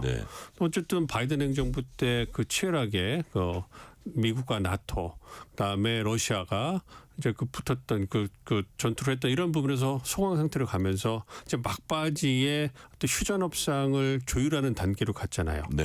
그 평화협정까지는 가기는 어려울 거예요. 왜냐하면 러시아의 불법 침공을 인정해주는 영토분을 인정해주는 그거를 영구적으로 하는 건데 그거를 우크라이나라든지 나토 동맹 받아들이기 어려울 거거든요. 그렇기 때문에 현실적으로 떠오르는 게 한반도식 그 비무장지대라든지 뭐 종전 체제 뭐 이렇게 가는 거 아니냐 뭐 이런 얘기가 나오고 있는 거잖아요. 안타까운 얘기긴 합니다만 어쨌든 총성이 멈출 가능성은 계속 커지고 있는 것이 아닌가. 그 겨울을 지나면서 좀 소강 상태에 있지만 전쟁 피로도가 워낙 심하거든요. 그런 걸 고려하면 이제 불안정한 상태이지만 총성이 유럽에서도 멈추게 되면 그렇다고 본다면 트럼프 대통령의 공이라고 할 수 있습니다만 완전하진 않다 이렇게 보겠죠. 예를 들어서 뭐 트럼프 대통령은 95%까지 왔다고 하지만 돈바스 이런 문제 전혀 지금 해결이 안 되고 있잖아요. 그렇다면 이거 역시도 총성은 멈출 수 있는데 약간 엉거주춤한 상태로 갈 수도 있다 그렇게 보시는 건가요? 그러니까 애매하죠. 그러니까 그 미국이 내놓은 절충안이 거기를 비무장지대 뭐 경제구역으로 만들자 이게 현실적인 대안이거든요. 러시아도 포기할 수 없고 우크라이나도 포기할 수 없는 그런 부분이 되다 보니까 어정쩡한 부분이 될 수 있는데 어쨌든 트럼프 대통령은 이제 임기가 3년 남은 분이니까 3년 내에 총성을 멈추는데 가장 그 방점을 찍고 있는 거 아닌가 생각을 하고 있고요. 그래서 여전히 좀 그 불안정성은 남아있지 않을까 생각을 합니다. 미국 경제가 우리는 막 1%대 될까 말까 전망이 되고 있는데 미국 경제는 2%대 성장이라는 그런 전망이 나오고 있잖아요. 그래서 안 그래도 체력이 강한데 경제 체력이 상당히 강하다. 이게 대중국 관계에 있어서도 강점으로 작용할 수 있다고 하는데 그렇다면 뭐 기술 패권 경쟁이나 글로벌 투자 자금 흐름이나 이런 데도 그런 미국 경제가 영향을 미칠 수 있다고 보시는 거죠. 그렇죠. 뭐 올해도 그랬습니다만 수년째 그랬습니다만 내년에도 미국 주도의 성장이 세계 경제 측면에서는 일어나지 않을까 조심스럽게 보고 있습니다. 물론 뭐 과거에 뭐 두 자릿째 성장은 이제는 어렵습니다만 어쨌든 말씀하신 것처럼 미국이 다른 선진국들에 비해서 나홀로 좋은 상황이 계속되고 있거든요. 그리고 전통적으로 미국 갖고 있는 자본력이나 원천 기술력 뭐 이런 부분에 있어서는 타의 추종을 불허하기 때문에 어떤 그 탄탄한 그러니까 미국의 경제를 지탱하는 게 미국 내 소비거든요. 70% 차지하는데 여전히 그 소비가 견고해요. 뭐 그렇기 때문에 어포더빌리티라는 그 부담 가능성, 물가가 너무 많이 오르니까 이런 부분에 불만이 많이 있습니다만 여전히 다른 국가들 지역들과 비교해서는 좋기 때문에 그런 부분을 유지해 나갈 거라고 보고 그렇기 때문에 한동안 이러한 부분 특히 이제 인공지능이나 첨단 기술 분야에서 미국이 이제 그 대규모 투자를 받아가지고 이제 그 데이터 센터를 짓는다든지 어떤 허브로 이제 부상할 가능성을 그 계획을 구체화하고 있기 때문에 이런 부분들이 한동안 지속될 거라고 생각한다면 앞으로도 한동안 미국을 중심으로 한 세계 경제 성장 기조는 지속되지 않을까. 반면에 중국 같은 경우에는 어렵잖아요. 그 구조적인 경제적 어려움이 있는데 이걸 진짜 고양이 목에 누가 방울을 달 것이냐. 너무 쉽지 않고 구조적으로 갖고 있는 그런 한계를 정말로 뼈를 깎는 개혁을 해야 되는데 과연 할 수 있을까? 그래서 개혁을 성공하더라도 상당 시간이 걸릴 거라고 보고 있기 때문에 한동안은 미국 주도의 경제 성장이 지속되지 않을까 예상하고 있습니다. 네, 지금부터는 우리나라와 관련된 이슈 중심으로 좀 짚어볼게요. 고율 관세 때문에 우리 기업들 미국 현지 생산 늘리는 어떤 그 고민들이 있습니다. 아울러서 관련해서 북미 생산 거점 전략 관련해서 트럼프 행정부 올해 미국 멕시코 캐나다 협정에서 역내 가치 비율 높이거나 아예 협정 폐기할 수 있다는 카드 이런 걸로 멕시코 캐나다에 이제 압박하고 있다는데 이게 현실화되면 우리가 그동안 멕시코를 통해 가지고 우회로로 멕시코 같은데 우회로를 이제 사용을 했잖아요. 자, 근데 여기에 그 이점이 없어지면 우리 자동차나 가정기업들 큰 타격 입을 수 있다 그러는데 이런 파고들은 우리가 어떻게 넘어야 될까요? 그러니까 바이든 행정부하고 트럼프 2기 행정부의 차이를 보면 어쨌든 바이든 행정부는 LI 쇼어링, 니어 쇼어링 해가지고 동맹들과 함께 해서 첨단 기술 전략 산업 분야를 이제 선도해 나가겠다. 그리고 아메리카 대륙, 북미 대륙에만 있으면 그래도 이해를 해주겠다. 왜냐하면 북미 대륙이 크긴 합니다만 미국, 멕시코, 캐나다가 거의 하나의 경제권으로 묶여있기 때문에 거의 동일시 받거든요. 그러다가 이제 트럼프 대통령이 다시 재집권하고 나서는 온쇼어링, 완전히 미국 내에만 만들어라 이렇게 기조가 바뀐 거예요. 그러니까 과거 전임 그 바이든 행정부 때 우리나라 기업들이 대규모 투자를 했지 않습니까?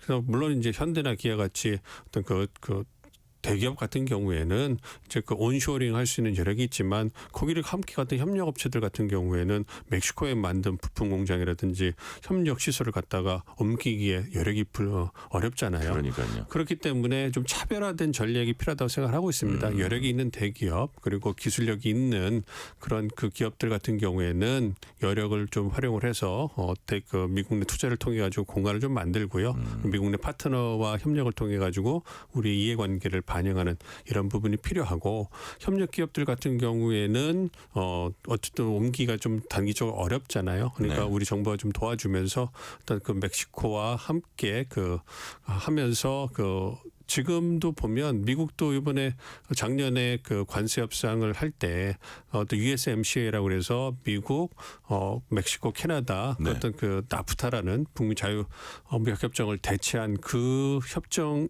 의해서 이게 하나의 경제권으로 움직인다 말씀드렸잖아요. 그러니까 관세를 멕시코나 캐나다에게 부과하려고 해도 이게 미국 기업들에게 피해가기 때문에 못한 거예요. 그리고 그 근거가 USMCA였기 때문에 그 부분에 우리가 좀 잘 편승하고 활용하는 게 필요하지 않을까 생각합니다. 네.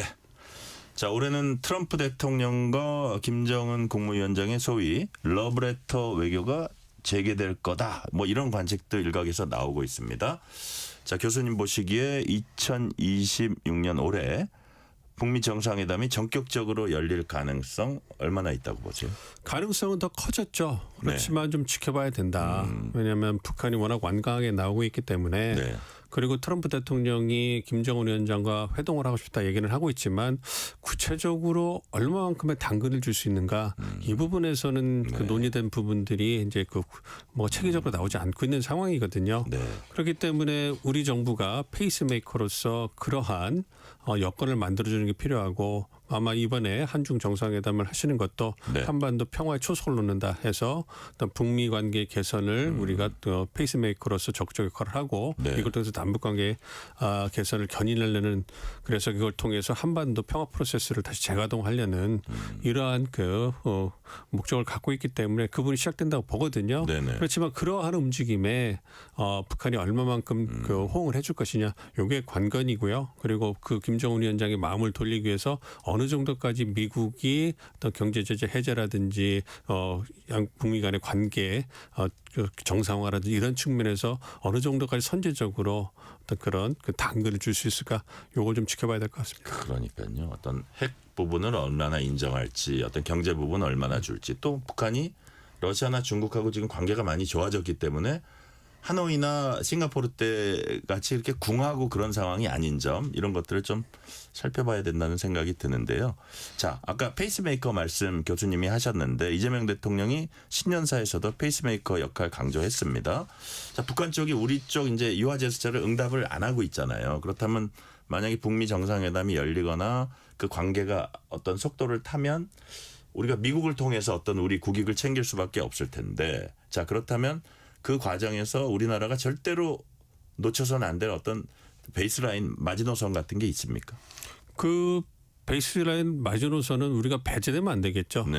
우리 이재명 정부에서 추구하는 거는 남북미 협상 2.0인데 네. 그 부분이 워낙 남북 관계가 좋지 않기 때문에 그 부분에서 얘기를 못 하고 있는 부분이 커요. 그리고 전임 그 문재인 정부에서 어떤 운전자론 해가지고 남북 관계의 개선이 북미 관계의 개선을 견인한다 이런 부분에서 이제 좀 한계를 노정한 부분이 있거든요. 네. 그렇기 때문에 현 상황에서는 북미 관계 개선을 통해서 남북 관계 개선을 견인한다 이런 부분이기 때문에 그 우려가 일각에서 우려가 있는 것이 북미가 그 어떤 그 다시 만나서 양자 협상으로 가면 어떡하냐. 그래서 한국이 들어설 공간이 없으면 어떡하냐 이런 부분이거든요. 근데 그 가능성 크지 않습니다. 왜냐하면 말씀드린 것처럼 트럼프 대통령이 김정은 위원장을 만나고 싶어 하지만 행정부 내에서 체계적으로 준비가 되고 있지 않기 때문에 그 대안은 우리가 줄 수밖에 없는 거예요. 과거에도 그랬듯이.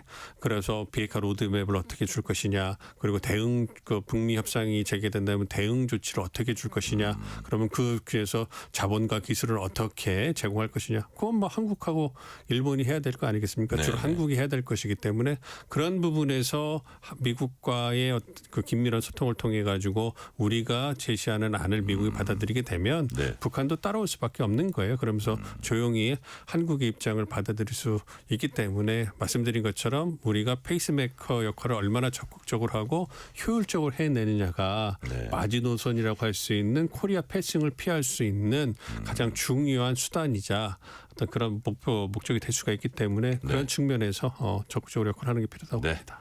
페이스메이커로서 코리안 패싱을 피해야 한다, 피할 수 있다 말씀해 주셨고요. 트럼프 행정부는 동맹국 향해서 안보 무임승차 없다. 이러면서 방위비 분담금 인상 이제 강하게 압박을 해왔고요. 우리한테는 어떤 동맹 현대화라는 그런 중요한 변수도 있고 아울러 한미연합훈련 축소, 주한미군 규모 조정 뭐 이런 얘기도 계속 거론이 되고 있는데 이게 보니까 안보도 돈의 관점에서 보면 트럼프 행정부하고 또 우리나라 같은 경우는 북한의 유화 정책하면서 뭐 그런 것들이 좀 만나는 지점이 있는 것 같아요. 그래서 그런 견지에서 교수님 보시기에 2025년 한미 군사 동맹은 어떤 모습으로 좀 펼쳐져 나갈까요? 올해 한미 동맹은 강화될 그 방향으로 계속 갈 거라고 생각하고 있고요. 네네. 작년에 관세 협상과 더불어서 말씀해 주신 동맹 현대화 부분에서 생각보다 훨씬 더 그 합의를 쉽게 이뤘다, 잘 이뤘다고 보고 있어요. 관세 협상은 선방을 한 거고 거기서 이제 그 말씀해 주신 것처럼 미국 트럼프 대통령이 원하는 것은 안보 비용을 줄이는 거거든요. 그리고 중국 견제 집중하기 위해서 지역 안보 위협은 지역 동맹이 보다 적극적으로 주도적으로 역할을 해라. 이 부분이 있기 때문에 그 부분에 우리가 적극적으로 호응을 한 거죠. 그래서 GDP 대비 국방비를 점적으로 늘려나가겠다. 그리고 이제 그 한국군의 역량을 강화하기 위해서 가능한 부분에서 미국산 무기를 추가 구매하겠다. 그게 미국의 니즈하고도 딱 맞아 떨어진 그렇죠. 거죠. 그러니까 지난 8월하고 저희가 10월에 두 번의 정상회담 했는데 8월에 거의 안보 부분에서는 합의가 나왔다 이렇게 얘기가 들려왔거든요. 네. 그만큼 트럼프 대통령이 만족한 부분이고요. 그러한 부분으로 계속 이제 진행이 될 거라고 보고 있고요. 그렇지만 말씀해 주신 것처럼 미국이 중국 견제를 집중하면서 어떤 그 한반도 방위에 있어서 한국군에 보다 적극적인 역할과 기여를 요구하고 있기 때문에 그 부분에서 미세 조정이 필요하겠죠. 한국군이 얼마나 더 네. 역량을 강화하고 보다 주도적 역할을 하느냐. 그런 과정에서 주한미군은 어떠한 역할을 수행할 것이냐. 그래서 그걸 통해서 양국 간의 군사적 협력을 강화해서 한반도 안보를 물새씀 없이 지킬 것이냐. 이런 부분에 논의를 할 거기 때문에 과거와는 조금 다른 모습으로 이제 그 한미 군사협력이 진행될 가능성이 있습니다만 네. 그거는 우리의 힘이 커져서 보다 대등하고 호혜적인 군사동맹을 만들어가는 과정이기 때문에 긍정적으로 보고 있고요. 네. 그러한 과정에서 전작권 전환이라든지 핵 우리의 역량을 강화하는 이런 부분들이 함께 올 거기 때문에 그런 측면에서는 우리가 자주국방을 네. 확보하는 데 있어서는 긍정적으로 가지 않을까 기대를 하고 있습니다. 네. 미국과의 동맹 공조 가장 핵심이겠지만 한중 관계 이것도 외교적으로 매우 중요합니다. 당장 오늘 4일부터 7일까지 이재명 대통령 중국 국빈 방문하고요. 5일날 한중 정상회담 열립니다. 자, 이 회담에서 어떤 의제들이 가장 중점적으로 다뤄질지 어떤 결과물이 나올 걸로 기대를 하고 계십니까? 작년 10월에 11월 1일 날 두 한중 정상회담이 열렸잖아요. 11년 만에 시진핑 주석이 방한을 하셔서 네. 그래서 이제 그 한중 관계가 복원되는 계기를 만들었기 때문에 그리고 미중 전략 경쟁이라든지 중인 갈등을 봤을 때 한국의 전략적 가치가 미국뿐만 아니라 중국한테도 올라오고 있는 상황이에요. 그러니까 중국 입장에서도 한국 이재명 대통령을 올해 최초의 국빈으로 맞이하는 거 아니겠습니까? 네네. 그렇기 때문에 그런 부분에서 우리 전략 가치가 높아가고 있고 이런 걸 그려본다면 다 여러 가지 한중 간의 의제가 있잖아요. 그래서 좀 덜 민감한 경제라든지 사회라든지 문화 부분 이런 부분에 대해서 논의하는 것과 좀 민감한 부분들 있잖아요. 서해 구조물 문제라든지 대만 문제라든지 네. 그다음에 그 대통령께서 업무 보고할 때 그 지적하신 것처럼 그 중국어선의 서해 불법 조업 이런 문제들 그거 좀 민감하잖아요. 네네. 그러면 중국이나 한국 입장에서 한국이나 중국 입장에서 봤을 때 양국 관계를 복원하고 이제 개선해 나가는 이런 거에 공감대가 형성되어 있고 방점시킨다면 아무래도 덜 민감한 부분들을 갖다가 부각시키면서 공개를 하고 그다음에 좀 민감한 부분은 이제 비공개로 얘기를 하면서 원론적으로 확인하는 왜냐하면 양국 입장에서 그런 민감한 문제 때문에 양국의 얼굴을 붉히고 이제 그 치열하게 그 논박을 하다 보면 네. 아무래도 관계 개선 이런 움직임에 좀 그 제한이 될 수가 있기 때문에 쉽게 할 수 있는 것부터 한다. 그렇죠. 그걸 통해 가지고 양국 관계를 강화하면서 원론적으로 짚을 건 짚으면서 네. 가지 않을까 생각하고 있습니다. 근데 오늘 나온 얘기 중에 조금 이제 눈에 띄는 게 양국 외교장관이 이제 통화를 나눴는데 거기서 하나의 중국 이 부분을 한국도 견제할 것으로 굳게 믿는다 이런 얘기를 했고 오늘 위성락 안보실장이 하나의 중국 원칙 견제한다고 또 이렇게 명확히 밝혔거든요.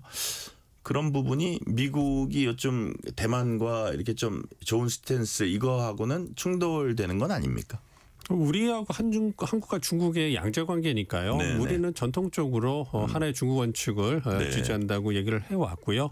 그리고 이 대만 문제 하나의 중국 원칙이 중국 정부 입장에서는 굉장히 큰 핵심 이익이기 때문에 네네. 어느 국가를 만나도 다 확인을 합니다. 미국한테도 확인하려고 하는데 모호하게 빠져나가고 있고요. 네네. 뭐 일본도 이제 좀 갈등이 있습니다만 어느 정도 인정하는 그런 분위기이기 때문에 우리 입장에서는 그 얘기를 안 할 이유가 없다 이거죠. 그렇죠. 네, 뭐 하나의 중국 원칙을 확인해 주면서 네. 중국의 체면도 세워주고 그러면서 양국 관계를 복원하고 개선하는 그러면서 실리를 챙겨 나가야 되기 때문에 네. 그러한 부분에 있어서는 큰 문제는 없다고 봅니다.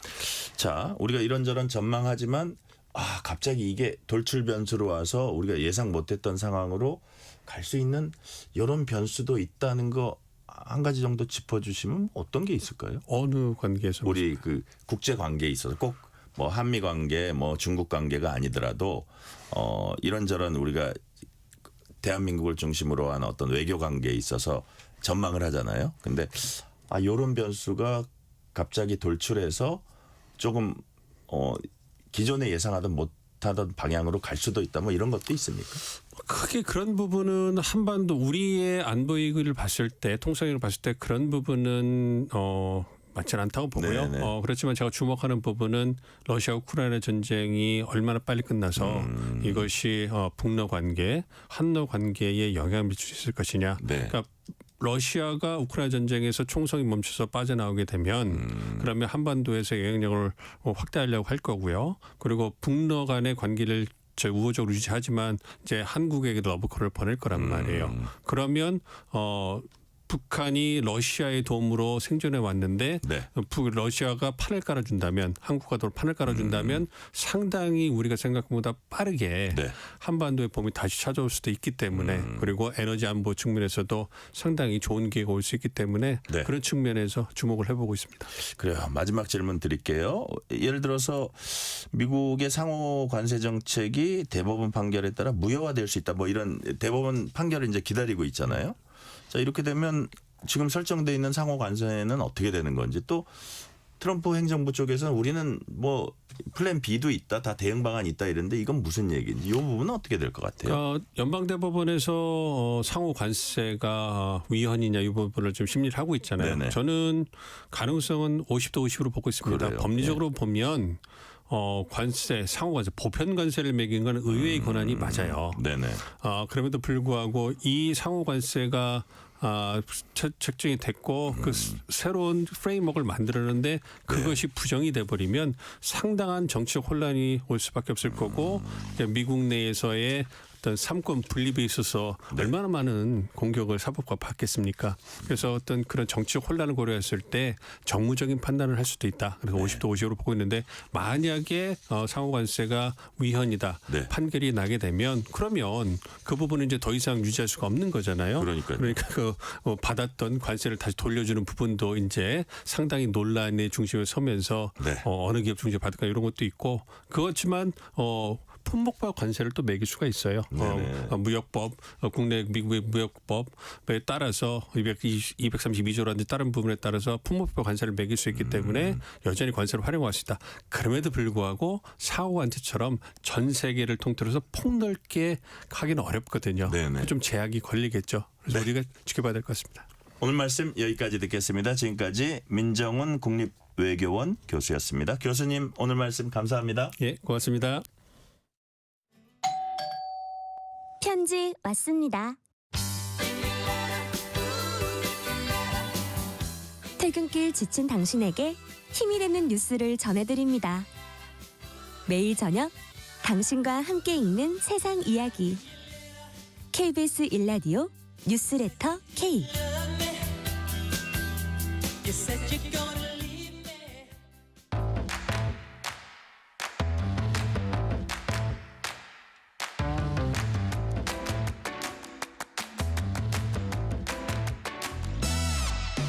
오늘 가장 뜨거운 뉴스, 화제 소식 쏙쏙 골라서 전해드립니다. 뉴스레터 브리핑 국민일보 김윤아 기자 나오셨습니다. 김윤아 기자님 어서 오세요. 네, 안녕하세요.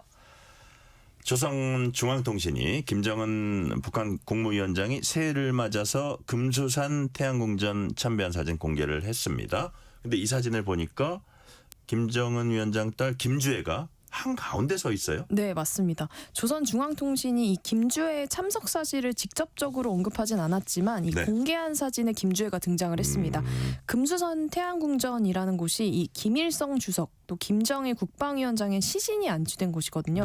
그래서 북한에서는 이 백두혈통의 정통성을 상징하는 장소입니다.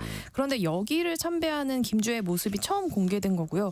또 위치를 보면 김정은 대신에 김주애가 정중앙에 서서 기념 촬영을 했습니다. 김정은 리설주 사이에 정중앙에 김주애가 있었는데요. 최고 지도자인 김 위원장이 김주애한테 자리를 양보한 셈입니다. 보통 뭐 이런 사진 찍을 때 중앙에 선다는 건 권력 서열을 보여주는 거잖아요. 그래서 이 사진만 놓고 보면 이제 정권의 핵심 인물은 김주애다. 이런 걸 대내적으로 알려주려는 의도가 있는 거 아닌가 이렇게 해석이 됩니다. 그러니까요. 요즘 화면 보면 가끔 앞서서 걸어가는 것도 있고 그런 것들을 다 북한 당국이 반영하고 좀 아주 체계적으로 준비하는 게 아닌가 그런 관측도 나오고 있습니다. 그런가 하면은 또 이제 또 조선중앙TV 이제 화면이에요. 영상에서 보니까 김주애가 김 위원장 볼에 가볍게 뽀뽀하는 장면. 이건 어떻게 해석해야 됩니까? 네, 이것도 의도가 된 거라고 봐야 할 것 같은데요. 그렇죠. 네, 신년 영상에서는 김주애가 김 위원장의 전용 리무진에서 가장 먼저 내리는 장면 담겼고요. 그리고 축하 공연을 관람하면서 아버지의 손을 잡거나 뭐 귓속말 나누는 장면이 자주 잡혔는데 이 카운트다운과 함께 새해가 시작되는 순간 이때 김주애가 갑자기 자리에서 일어나서 김 위원장의 볼에다 손을 갖다 대고 볼뽀뽀를 합니다. 뽀뽀를 받은 김 위원장이 크게 미소 지었고요. 리설주는 이 장면을 웃으면서 지켜보면서 박수를 치고 있었습니다. 네, 북한에서 공개하는 사진과 영상 뭐 하나하나 다 모든 것이 계산된 거라고 봐야 하는데요. 한국에서는 이렇게 자녀와 아버지가 볼뽀뽀하는 거 이게 흔한 일인데 북한에서는 굉장히 드문 일이라고 합니다. 최고 권력자끼리. 네. 그런데도 김주애가 의도적으로 볼뽀뽀를 하는 장면을 노출시킨 건 아버지와 나는 친밀한 관계다. 또 내가 후계자다. 이런 걸 좀 강조하기 위한 행동이지 않겠나. 이런 해석이 나옵니다. 그러니까요. 연관되는 얘기인데 다음 달 이제 9차 당대회 열립니다. 근데 계속 김주애 이런 모습을 노출하는 게 야, 이거 정말 확실한 후계자구나 이런 생각을 우리가 할 수밖에 없어요. 네, 맞습니다. 그리고 이게 왜 지금인가를 봐야 되는데요. 네네. 말씀하신 이 9차 당대회가 향후 5년간의 대내외 정책 노선을 결정할 아주 중요한 행사입니다. 네네. 그런데 이걸 앞두고 김주애가 금수산 태양궁전 공개 참배하고 뭐 볼뽀뽀를 하고 이랬다라는 건 후계 구도를 좀 가시화하는 정치 행보일 수 있습니다. 북한 직제를 보면 김정은이 총비서고요. 제1비서가 비어있는 상황인데 나중에 후계자를 정하게 되면 그 자리를 주기 위해서 비워놓은 겁니다. 그럼 김주애가 제1비서 직함을 이번에 받을 가능성도 있는데요. 다만 김주애의 나이가 좀 걸림돌입니다. 지금 뭐 추정되기로는 2012년 아니면 2013년생이다라고 알려져 있는데 한국 나이로는 13살, 올해 중학교에 가는 정도의 나이거든요. 그렇다 보니까 너무 어린 나이에 총비서를 주긴 힘들다. 그리고 제1비서 주긴 힘들다. 이런 전망도 있습니다. 대신에 노동당 청년동맹 이런 외부 조직의 낮은 자리에 우선 갔다가 나중에 직책을 부여하는 방식으로 후계 작업을 할 수도 있고요. 하지만 북한은 뭐 늘 그랬지만 상식적인 수준에서 예측이 되질 않잖아요. 그래서 파격적인 후계 작업에 나설 수도 있고요. 변수는 많습니다. 특히 김정은의 그 건강 상태가 안 좋다 보니까 후계 구도를 일찍 정해놓고 천천히 세습을 준비할 시간을 줄여야 할 가능성도 있습니다. 네. 자, 주제를 바꿔볼게요. 이재명 대통령이 오늘 4일부터 7일까지 3박 4일 중국 국빈 방문합니다. 근데 이 대통령 방중 앞두고 중국이 한국이 하나의 중국을 지지할 것을 믿는다. 이렇게 언급을 했어요. 네, 그 조현 외교부 장관이 왕이 중국 공산당 외교부장하고 통화를 했습니다. 통화를 마치고 중국 외교부가 통화 내용을 공개를 했는데 이 내용을 보면 왕 부장이 양국 정상의 지도 아래 한중 관계가 침체기에서 벗어나 올바른 궤도로 복귀해서 꾸준히 긍정적인 발전 추세를 보인다고 말했다라는 내용이 포함이 됐습니다. 그리고 한국은 대만 문제에 대해서도 하나의 중국 원칙을 철저히 지킬 것을 믿는다라고도 했습니다.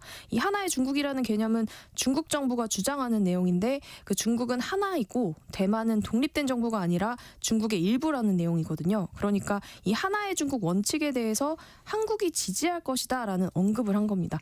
다시 말해서 이 대통령 방중을 앞두고 한국은 대만 편들지 마 이런 걸 공개적으로 압박을 한 겁니다. 네, 위성락 국가안보실장이 이와 관련한 언급을 했습니다. 정확히 뭐라고 했습니까? 네, 중국과 대만의 양안 관계에 대해서 입장을 물었더니 그 정확히 말하면 우리는 하나의 중국을 존중하는 입장이다. 그리고 그 입장에 따라 대처를 하고 있다. 이렇게 말했습니다. 그래요. 자, 근데 중국이 꼭 우리나라한테만 그런 게 아니라 국제사회에서 이 문제 공론화시키는데 공을 들이고 있죠. 네, 맞습니다. 이 계기가 됐던 게 이 지난해 11월 다카이치 사나이 일본 총리의 발언 때문이었는데요. 당시에 다카이치 총리가 대만을 둘러싸고 미국과 중국이 충돌하는 경우에는 일본의 존립 위기 사태로 본다라면서 자위대 개입을 시사를 했습니다. 이 발언 이후에 중일 관계가 극도로 악화됐는데 이걸 계기로 중국이 대만 문제를 공론화하는 데 열을 올리고 있는 겁니다. 그래서 당장 러시아, 파키스탄, 캄보디아, 세르비아와 같은 친중 국가들은 지난달에 공동 성명을 내고 대만은 중국 영토에 양도할 수 없는 부분이다라고 선언을 하기도 했습니다. 네.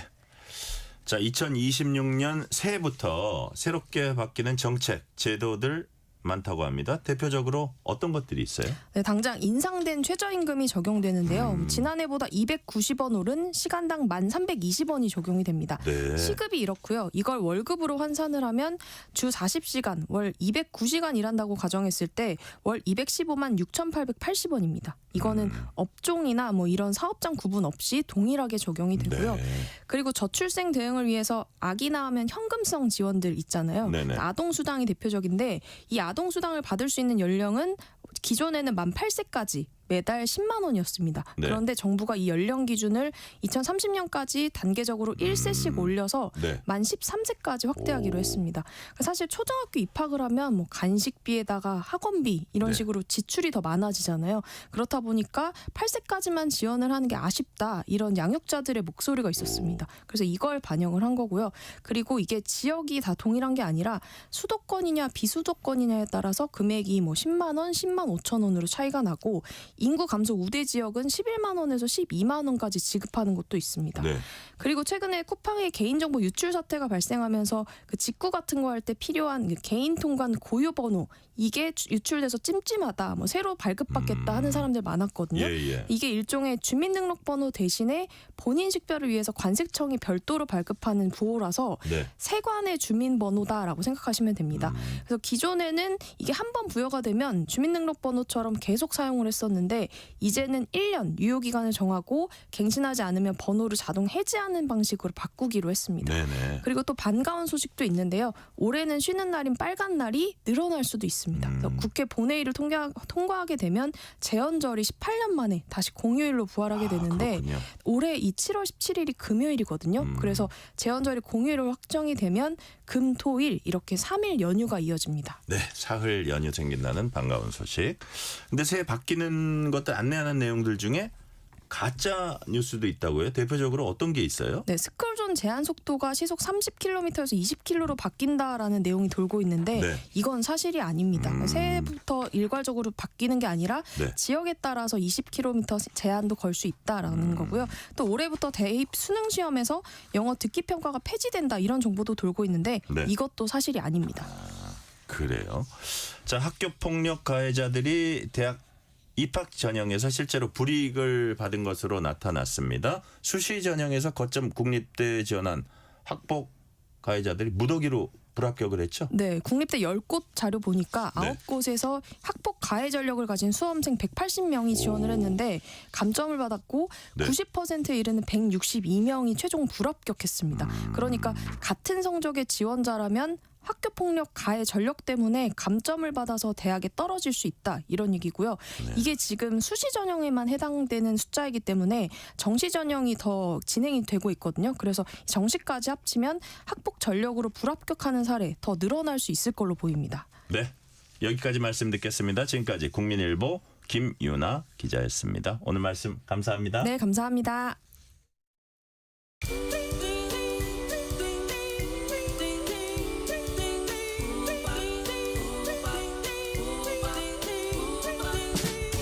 오늘 하루 뉴스를 정리해주는 다정한 편지 한 통.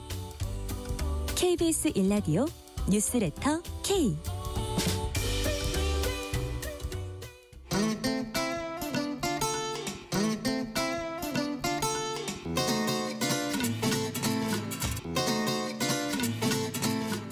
매주 다양한 문화계 전문가와 흥미롭고 유익한 얘기 나눠보는 시간 주말엔 문화. 2026년 시작과 함께 새로운 각오 다지고 계획 세우시는 분들 많을 겁니다. 그중 하나가 바로 여행 계획 아닐까 싶은데요. 뉴스레터 K 오늘은 송일봉 여행 작가와 함께 좋은 기운 흐르는 겨울 여행지 찾아서 떠나보겠습니다. 송일봉 작가님 어서 오세요. 네, 안녕하세요. 오랜만에 뵈니까 오래간만에 뵙습니다. 더 미남되신 것 같아요. 그렇습니까? 예, 살을 조금 뺐습니다. 예. 새해 건강하시고 예. 복 많이 받으세요. 감사합니다. 예. 네. 자, 작가님 어제가 새해 첫날이었습니다. 이었죠? 어디서 어떻게 보내셨습니까? 궁금하신가요? 네. 평소엔 좀 잠을 자는 시간이 많았거든요.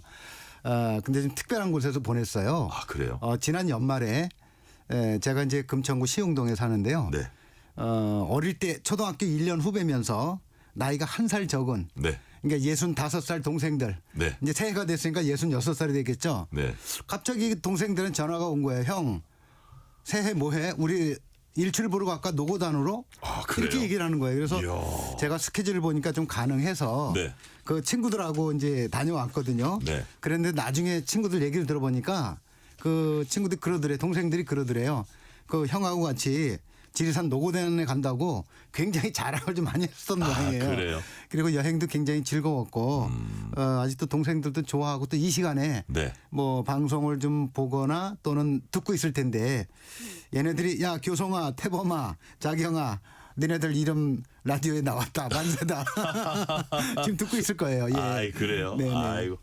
우리 그 65살 동생들 네네. 함께여서 멋진 추억 쌓으셨을 것 같고요. 자, 뭐 정치자들 아는 분도 많겠지만 네. 그래도 노고단 어떤 곳입니까? 지리산 노고단 하면은 이제 산에 좀 다니시는 분들은 알아요. 왜냐하면 전라남도 구례군 산동면에 이제 그 노고단이 있잖아요. 네네. 이 노고단이 지리산 3대 봉우리 중에 하나입니다. 네. 천왕봉이 있고 반야봉이 있고 노고단. 네. 이게 노고단에서 시작을 하면은 저처럼 이제 노고단 정상에서 일출을 보고 내려오기도 하지만은 네. 저희 대학 시절에는 한 2박 3일 일정으로 요즘은 1박 2일로 간다 그래요. 예. 노고단에서 천왕봉까지 25.5km를 걸어가지고 네. 천왕봉까지 이제 가는 그 등반 코스의 출발지가 이제 노고단이에요. 예. 물론 여름철에는 이 원추리꽃이 아주 이뻐서 많이 찾아가고 그런데 이곳이 이제 곧바로 뭐 해발 1,507m까지 올라가는 게 아니고 네. 한 1,100m 지점까지는 자동차가 올라갑니다. 예, 그 성삼재 휴게소까지. 예. 거기까지 간 다음에 거기서 한 2km를 걷는데 여기는 이제 비상용 자동차들은 다닐 수가 있어요. 예, 일반인들은 못 들어가고 당연히 그 길을 걸어서 한 2km쯤 가면은 옛날에 산에 가면 그 산장들이 다 있었잖아요. 예. 털보 할아버지도 계시고. 그렇죠. 근데 여기는 라면도 끓여 먹고. 라면도 끓여 먹고 예. 뭐 우리 그 황제 비상식량 있죠. 그러니까요. 그 비상식량에 파는 게 있어요. 예. 그런 거에다 뜨거운 물만 부으면 먹을 수 있는 그런 것도 해 먹을 수 있는 게 법적으로 제한이 들어가 벌써 할 수 있게 돼 있어요. 네네. 그 시설이 있기 때문에 그 대피소에서 잠깐 쉰 다음에 그다음에 이제 노고단 고개까지는 뭐 한 20분 정도 걸어가면은 네. 거기서부터는 종주를 할 것이냐 노고단 정상을 갈 것이냐 결정이 되는데 탐방 보통 예약이 돼 있어요. 왜냐하면 노고단 정상까지는 네. 이게 이제 지리산에서 정한 국립공원에서 정한 이제 특별 보호구역이 되다 보니까 요 구간은 미리 사전에 이제 예약을 해야 되는데 제가 1월 1일 날 신청하신 분들이 1,870명인데 네. 다 예약이 이미 끝났더라고요. 그 중에 그래요? 이제 한 명이 이제 전데 1월 1일이기 때문에 아마 특별히 그렇게 많이 많은 사람들이 가시는군요. 온 것 같아요. 그래서 그렇게 해서 올랐다. 예. 올라가게 되면은 이제 노고단 정상에서 일출을 보고 그다음에 노고단의 운해가 굉장히 유명하거든요. 그러니까요. 이게 노고단이 이제 지리산 10경 가운데 하나인데 이런 것들 볼 수 있습니다. 딱 그날 1월 1일 날 본 일출과 운해 네. 그 느낌을 한 줄로 딱 말씀하시면 한 어떠십니까? 줄로 굉장히 어려운데요. 좀 춥기도 추웠을 텐데. 바람이 굉장히 많이 불었어요. 그러니까요. 그리고 어제 노고단 정상의 온도가 13.5도로 이제 예보가 돼 있었거든요. 그러니까요. 거기다가 바람이 이 노고단 바람은 아주 유명합니다. 그냥 그러니까요. 소리가 쉥쉥 들리거든요. 그러니까 바람 반대편으로 모자를 쓰고 기다리고 있어야지 마주 보면 이게 말을 못합니다. 그래서 네. 제가 사진을 좀 찍었는데 진짜 한 5초 내놓으면 손이 얼어버려요. 그래서 다시 하나 찍고 손 집어넣고 네. 하나 찍고 이렇게 했는데 일단은 사람들이 가만히 있더라고요, 다들. 예. 그 어떤 자연의 힘인 것 같아요. 이렇게 처음에 이제 그 여명이 있지 않습니까? 여명을 보고 있다가 다리 손톱만큼 이제 해가 떠올라요. 네네. 가만히 있어요. 근데 완전히 올라오니까 갑자기 누군가가 새해가 밝았습니다. 그래서 다들 막 박수치고 옆에 있는 사람하고 이렇게 막 안고 모르는 사람들이에요. 그래서 그것이 자연주의적 감동이 아니었겠느냐. 근데 제가 노고단 일출을 대학생 때부터 시작을 해서 네. 한 10번 정도 도전했거든요. 아, 그래요. 근데 어제 봤던 노고단 일출이 일단 최고였습니다. 그래요. 왜냐하면 아주 붉게 물들이면서 떠오르는데 아마 오늘 아니어서 내일이나 모레 가도 비슷한 일출을 볼 거라고 생각을 합니다. 예. 네. 한 줄이 좀 길었습니다. 그래요. 자, 노고단 산행 제가 직접 갔던 네. 것처럼 실감이 납니다. 자, 송일본 작가님, 네네. 2026년 말띠해 네네. 말과 관련 있는 여행지 좀 하나 꼽아주세요. 네, 우리나라 곳곳에요. 네. 말바위, 말고개, 네. 뭐 천마산, 용마산. 여기서 가까운 곳에는 말죽거리. 말죽거리도. 이야. 말죽 이런 것들이 다 말과 관련이 있잖아요. 네. 그리고 뭐 제가 살고 있는 서울시 금천구에도 네. 말매고개가 있어요. 그 말매고개를 넘어야지만 이 여의도에서 시흥동으로 들어갈 수가 있거든요. 네. 근데 이처럼 말과 관련된 많은 명소 가운데 대표적인 곳 한 군데만 꼽아라. 네. 제가 고민 많이 했죠. 그중에 전라북도 근데 정확하게 전북특별자치도 네. 진안군에 있는 마이산 첫선에 꼽을 수 있죠. 이건 뭐 많은 분들이 잘 아실 텐데 네. 마이산은 말 그대로 말의 귀처럼 네. 봉우리 두 개가 삐죽 솟아 있는 거예요. 물론요. 그게 그 비슷한 봉우리가 한 10개 정도 됩니다. 네네. 그런데 높은 게 두 개가 있으니까 두 개만 있는 것처럼 보여요. 네네. 그래서 이게 굉장히 신령스럽게 보이잖아요. 말의 귀만 불쑥 솟아 있으니까. 네. 그래서 한 해가 시작되는 이맘때는 특별히 이제 기도를 올리려는 그런 사람들이 많이 찾아오는 명상 가운데 하나죠. 그런데 제가 풍수가 아닙니다. 그다음에 뭐 길을 배운 사람도 아니에요. 네네. 근데 신기하게 마이선 근처에만 가면은 어디선가 좋은 기운이 막 들어오는 것 같고 네. 야 올해 힘차게 살고 또 좋은 일 많이 하고 좋은 말 많이 하면서 살자 이런 생각을 다짐을 해봅니다. 예. 네. 자, 마이산 요즘 네. 등산객들 어떻게 올라가요? 이 마이산 두 개가 앞마이봉, 순마이봉이 있거든요. 네네. 그 해발 670m 좀 넘는데 그 말의 귀 사이로 네. 등산로가 있어요. 등산로가 있어서 네. 남쪽 북쪽에 출발지가 있거든요. 근데 어느 쪽으로 가도 상관이 없지만은 그 사이를 넘을 수 있게끔 그 탐방 데크죠. 나무 네네. 데크 잘 돼 있어서 이 길을 따라서 갈 수 있는데 어떤 분들이 그래요. 어떤 게 앞마이봉이고 어떤 게 순마이봉입니까? 물어보거든요. 근데 잘 보면은 한쪽으로 살짝 기울어져 있는 게 있어요. 네. 그게 이제 앞마이봉이에요. 네. 그리고 전설이 있겠잖아요. 아니 왜 기울어져 있는 게 앞마이봉입니까? 그래서 아내가 그 남편한테 좀 안 좋은 일을 해가지고 남편이 꼴 보기 싫다고 발로 찼는데 안 간다고 버티는 바람에 위에만 이렇게 기울어졌다. 이렇게 얘기를 하는데 요즘은 바뀌었어요. 남편들이 안 쫓겨나려고 이렇게 기울어져서 그게 순마이봉이다 이렇게 얘기를 하는데 이거는 사람들이 우스갯소리로 만들어낸 거고 네. 살짝 기울어지는 게 이제 앞마이봉입니다. 예. 네. 그리고요. 마이산 오르면 꼭 가는 곳이 있다고 해요. 어디예요? 예, 이 마이산에 가게 되면은 네. 그 순마이봉 아래에 은수사 사찰이거든요. 은수사. 예, 예. 근데 이름이 참 예쁘잖아요. 네. 그래서 이제 이 은수사에는 다른 사찰에는 없는 태극전이 있습니다. 네. 태극전인데 이 태극전 안에는 당군 할아버지의 천진, 그다음에 몽금척도 1월 오봉도 등이 있는데 네. 몽금척도가 뭐냐면 꿈속에 뭔가를 받았다는 얘기거든요. 네. 태조 이성계가 꿈속에서 산신령으로부터 이렇게 그 황금 잣대를 받는 모습을 그린 그림이 이곳에 있어요. 네. 물론 이제 누가 일부러 그려놓은 거겠죠. 묘사를 한 거죠. 그리고 이제 1월 오봉도 우리가 뭐 덕수궁이라든가 경복궁에 가면은 임금님이 앉는 자리 뒤에 네. 그 병풍 있지 않습니까? 네네. 1월 오봉도 1월 오봉도가 바로 이곳에 또 그림이 또 그려져 있습니다. 이런 걸 볼 수가 있습니다. 네. 자, 이게 좀 춥긴 하지만 연초에 네네. 우리가 지금 마이산처럼 좋은 기운 찾아서 떠나는 분들 이제 계실 겁니다. 네네네. 그런 의미에서 또 가볼 여행지 어떤 데가 있을까요? 제가 이제 좀 조사를 해봤죠. 근데 네. 의외로 그 좋은 기운이 흐르는 여행지들이 참 많더라고요. 네네. 일단 제가 잠깐만 열거를 해보면은 네. 전라남도 완도군의 청산도. 예. 청산도는 뭐 그 호랑이 바위가 있어요. 근데 실제로 거기 가면 정말 그 강한 기운이 흐르는 걸 느껴지거든요. 느껴져요. 예. 그다음에 경상남도 남해군의 금산 보리암과 선은전. 네, 경상남도 합천군의 황매산 돛대바위. 네. 네, 강원특별자치도 속초시의 설악산 울산바위. 네. 전라남도 여수시의 흥국사 등을 비롯해서 정말 많은 곳들이 있는데 네. 다 소개할 시간은 없고 이 가운데 몇 군데만 소개하려고 합니다. 그래요.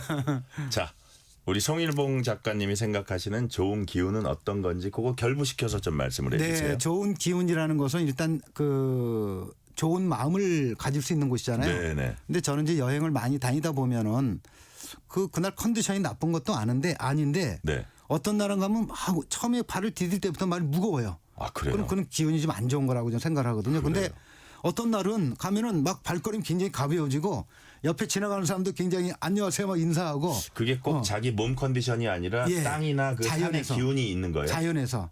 그래서 느껴져요? 마음이 편안해지면서 괜히 좋은 일이 있을 것 같고 기분이 좋아지는 곳. 네. 바로 이곳이 뭐 기가 좀 있는 곳이 아닌가 저는 생각을 하고요. 네. 그런 장소들을 제가 느꼈던 곳을 소개를 좀 해드리면은 네네. 일단 경상남도 남해군의 보리암은 암자거든요. 네네. 바위가 아니고 암자. 네네. 네, 선은전이라는 곳이 있어요. 그런데 이 보리암 같은 경우는 뭐 배경도 좋지만은 네네. 이곳에 보면 남해 바다가 다 보이거든요. 그리고 우리나라에 이제 불교 신자분들은 연초에 기도하러 많이 가는데 네.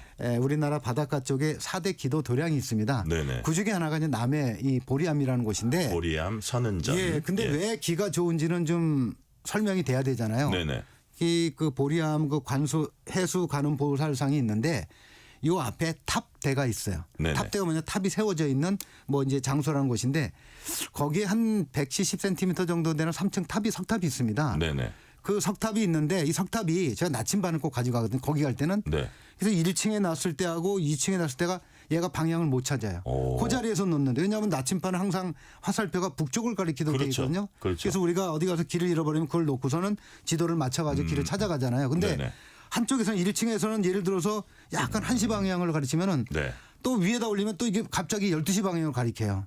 그래서 야, 여기 기가 센 곳이구나. 이런 것은 과학적으로 증명된 건 없어요. 네네. 너무 신기하잖아요. 이게. 그러니까요. 지남철이 있는 것도 아니고 그 안에 어쨌든 그래서 이 어디입니까? 조금 전에 말씀드렸던 이 보리암에 네. 기도하러 오는 사람들이 많고 기가 많은 곳이고 한 군데 더 남해군의 말씀을 드리면 네. 선은전인데 네네. 이 남해 금산이 유명한 산이에요. 근데 네네.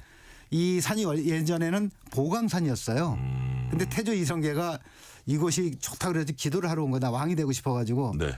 그랬더니 이제 그러면 내가 왕을 만들어주면은 이 보강산을 금으로 덮어주겠다. 근데 왕이 됐잖아요. 네. 근데 금을 못 덮어주니까 비단 금자를 써서 그 이제 비단으로만 덮어준 거예요. 근데 그 기도했다는 곳이 네. 선은전이라는 곳이에요. 그래요. 이 얘기를 아는 사람들이 그 젊은 신혼부부들이 그 얘기를 듣고는 아이를 낳고 그러면 아니면 아이를 가지고 있을 때 이곳에 와가지고 기도를 많이 한대요. 뭐 왕이 되는지 안 되는지 모르겠지만은 그런데 그만큼 기가 좋다는 곳이고 네. 그 또 설악산들 많이 가시잖아요. 네네. 이 설악산에 유명한 바위가 뭐가 있을까요? 흔들바위 유명하죠. 울산바위요? 울산바위 밑에가 이제 흔들바위인데 예. 그 설악산 하면 흔들바위 유명하잖아요. 가짜 뉴스 예. 많이 나오는 뭐 흔들바위 누가 밀어서 떨어뜨렸다 보면 가짜예요. 안 움직이잖아요. 아, 그러니까요. 예, 그 흔들바위에서 1시간 정도 올라가면 울산바위가 있는데 이제 풍수가들이 얘기를 합니다. 네. 설악산에 기가 많은데 그 중에서 가장 기가 응집돼 있는 곳 모여 있는 곳이 울산바위다. 그래서 울산바위 아래에 있는 그 흔들바위 옆에가 계조암이라고 있어요. 네네. 그 계조암이 기도를 하는 사람들이 많이 찾아오고 한 군데 한번 잠깐 더 말씀을 드리면은 네네. 경상남도 합천군에 황매산이라고 있어요. 네네. 황매산에 돛대바위가 있습니다. 근데 돛대바위는 돛대처럼 튀어나와 있는데 네. 이 바위가 워낙 기가 세가지고 이 바위가 돛대처럼 튀어나왔다 해서 돛대바위라는 이름이 붙여졌습니다. 네. 울산바위, 돛대바위까지 오늘 얘기 들었습니다. 지금까지 송일봉 여행 작가였습니다. 오늘 말씀 감사합니다. 네, 감사합니다. 오늘 뉴스레터 K는 여기까지입니다. 커피 쿠폰 당첨자 명단은 뉴스레터 K 홈페이지 확인해 주시고요. 오늘도 함께해 주신 청취자 여러분 진심으로 감사드립니다. 끝으로 새해 멋진 출발 기대하면서 김동률의 출발 듣겠습니다. 이로써 오늘 순서 마칩니다. 지금까지 뉴스레터 K 전종철입니다.